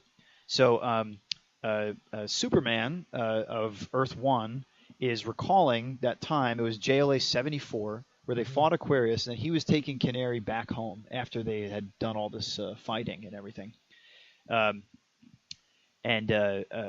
He starts to sort of tell about Canary's origins here. And then they revealed that mid-flight, and you'll see, keep going, you'll see that Superman, and this is after they get free, that's after they beat the crime champions. As Superman is carrying a Black Canary through space back to Earth 1, she's like saying how excited she is and everything. And then all of a sudden, this is where it happens. Keep going, the next one. Okay. Yep. The Spectre. Is that the Spectre is there as well, because there's a problem in time and in everything. Yeah. So that's why he's now arrived. Okay, so here's the really interesting part. So Canary passes out from pain, and is basically like, and Superman says, well, with my X-ray vision, I can see that you've been overexposed to Aquarius's cosmic radiation, and like she has like minutes to live, and then the Thunderbolt arrives. Does Superman call him? I'm not really sure what. He just kind of arrives. I don't know. He just kind of shows up. And then you can see in that bubble there is the young Dinah. So that's the daughter. Yeah. The daughter was kept in the Thunderbolt dimension, raised, and then at that moment, before Dinah Senior dies, the Thunderbolt transfers all of her memories, everything, into the young Dinah, right? The young Black Canary. And even gives her a uniform. He had one. Yeah. He had one laying around. But this Canary has the sonic powers. So the reason why Black Canary all of a sudden got the sonic powers on Earth 1 was because it wasn't the same Black Canary. Okay. It was the daughter of Black Canary who now, because of being in the Thunderbolt dimension... that always confused me. It's like, because it was Black Canary from Earth 2 came to Earth 1, so it's the same one. But then now all of a sudden they're saying she's her daughter. So, that confused me. Yeah. So this explains... and it's because of came from. Aquarius's cosmic radiation altered her body to make her a metahuman. Okay. To now give her the sonic cry, which she can use as she does now. So the Black Canary that we've had since JLA 74 has been the daughter of Dinah Lance. Okay. And that's why she can do all the things that she does. And like she has everything, her mother's memories, like everything. That's why she's sometimes her name is troubled. Dinah. Yeah, at different points about different things because it's like it is her memories, but it's not at the same time. And then here's the resolution. Great panels, by the way. I love these 3/4 drawings of Canary and stuff. Like a great emotional sort of connection to the character. So they're flying out of the Thunderbolt dimension back home. Both Johnny Thunders, right, the good one and the bad one, taken into custody and also helped. She has to go home and explain this to Ollie. That's right. Wow. Yeah. Because they're a couple. That's right. And I love that she says, like, can I be the one who tells Ollie? Well, yeah. Yeah, and Superman's like, of course. Yeah. And so this is kind of cool. Story. It's got a thing down at the bottom that says, with special thanks to Marv Wolfman for suggesting the idea. I didn't pick up on that. That's awesome. That's cool. Who, in 2 stories, is going to... He will be doing Crisis on Infinite Earths. On Infinite Earths. So that, Timmy, was a really interesting story. See, that was the thing. When we were first talking about Crisis, I was like, who cares about the Thunderbolt? I mean, it's kind of... Right. I was like, kind of a throwaway... a throwaway character, but they crammed a lot of good information in there. They the crushed stuff it. we needed. They really did. Yeah. So our next issue, our next crisis story is our last one of this pre-crisis era. It is the Family Crisis. And just a very brief description. This comes from JLA 231 and 232, published in '84. So the JLA, JSA, and Supergirl fight the commander of the crime syndicate. Oh, so nice. We're gonna have the crime syndicate back. Right, Earth 3. Yeah, there's Lucy and Desi. Yeah. Is that Hitler? I Yeah, think that's so. Hitler. Yeah, we're looking at the splash page here of this issue, JLA 231. A lot of crazy stuff. Who's the artist on this one? That is Kurt Busiek? No, that's the writer, Alan Cooperberg. Alan Cooperberg. Oh, so I know that name. They just took all the normal artists off of JLA. Yeah, it seems like for this one, because in the next go around, the next story is essentially going to be Crisis on Infinite Earths. Yeah. So wow, so we're going to see the Crisis become its own book, not be a Justice League, right? Because Crisis was its own contained story. Yeah. That, of course, crossed over to everything. Yeah. It changed everything, the entire universe. So that's right. Yeah. And then, like we said, the following week we're going to have our Crisis on Crisis. Our Crisis review. cram session. That's what we should call it. We'll have pizza and stay up all night. Hydrox, knockoff Oreos. Yeah. But Timmy, that does it from the Thunderbolt dimension. Cool, awesome. All right, there's our exploring the multiverse segment. And before we wrap things up, we always like to do our picks of the week. This week, last week I had a couple. This week goes back to something that we talked about in the comic rack. Yeah, the Black Hood. Cool. That is my pick for this week. You should go out and pick it up. It is like I was saying, it's the first Archie comic to drop an F-bomb. Awesome. So it's obviously ahead of its time. No, it's obviously an adult publication, so it's not something that you're going to grab for the kids. But head out if you can pick up the issues. It's only up to like 5 now. It was Dark Circle Comics. Is that the imprint? It was the imprint, yeah, cool. The subprint. They're doing some more. It's more of a adult stuff Superhero like this. stuff.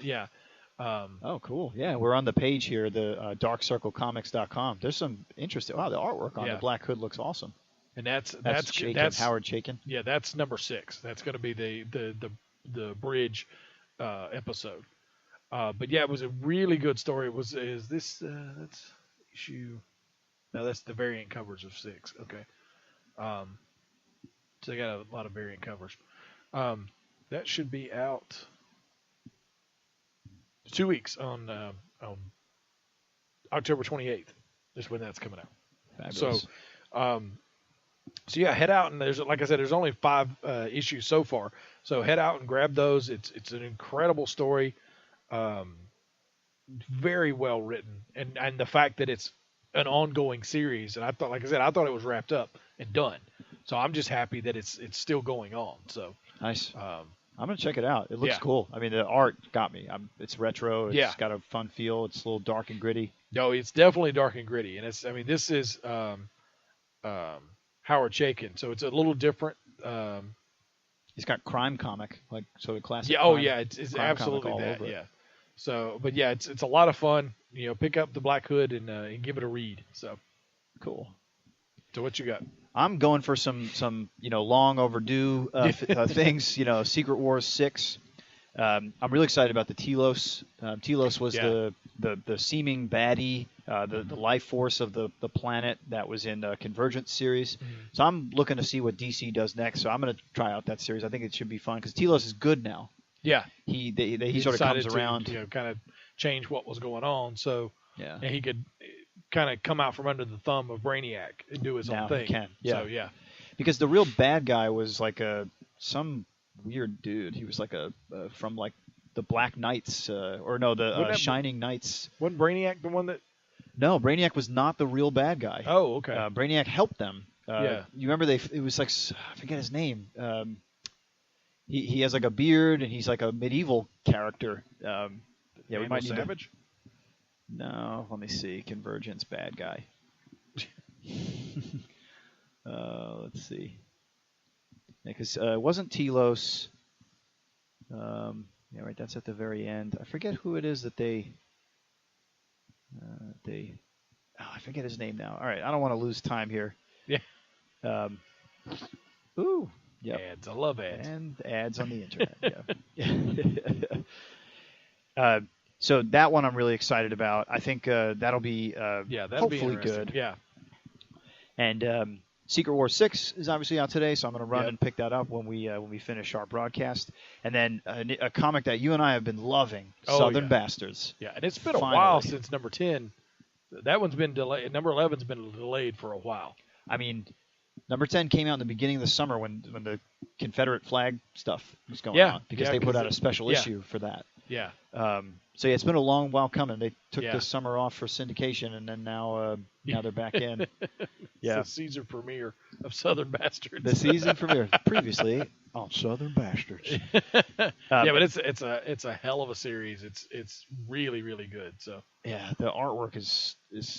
I mean, it's not the best artwork in the world, but it's just so perfect. Exactly, it's what it needs to be for that. It's the right stylization. Yeah. Exactly. But I've tried drawing that way. It's not easy. It's not easy to make it look consistent and good. Yeah. So, my hat's off to that team, Latour and Aaron. Jason Latour.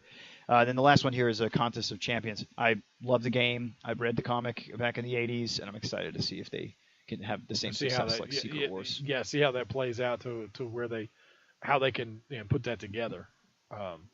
It'll be interesting to see how they do the series. Okay, is it the collector doing the forcing people to fight, or what is the deal, and what's going to be the underlying storyline? Right, that's not done behind it. Yeah. So maybe something with Infinity. Who knows? The gems. We'll see. It's Marvel. It's got to have Infinity in it. I'm sure. At some point or another. So. Yeah, right. All right, but that's going to wrap up this week's edition of the Ninja Troll Digicast.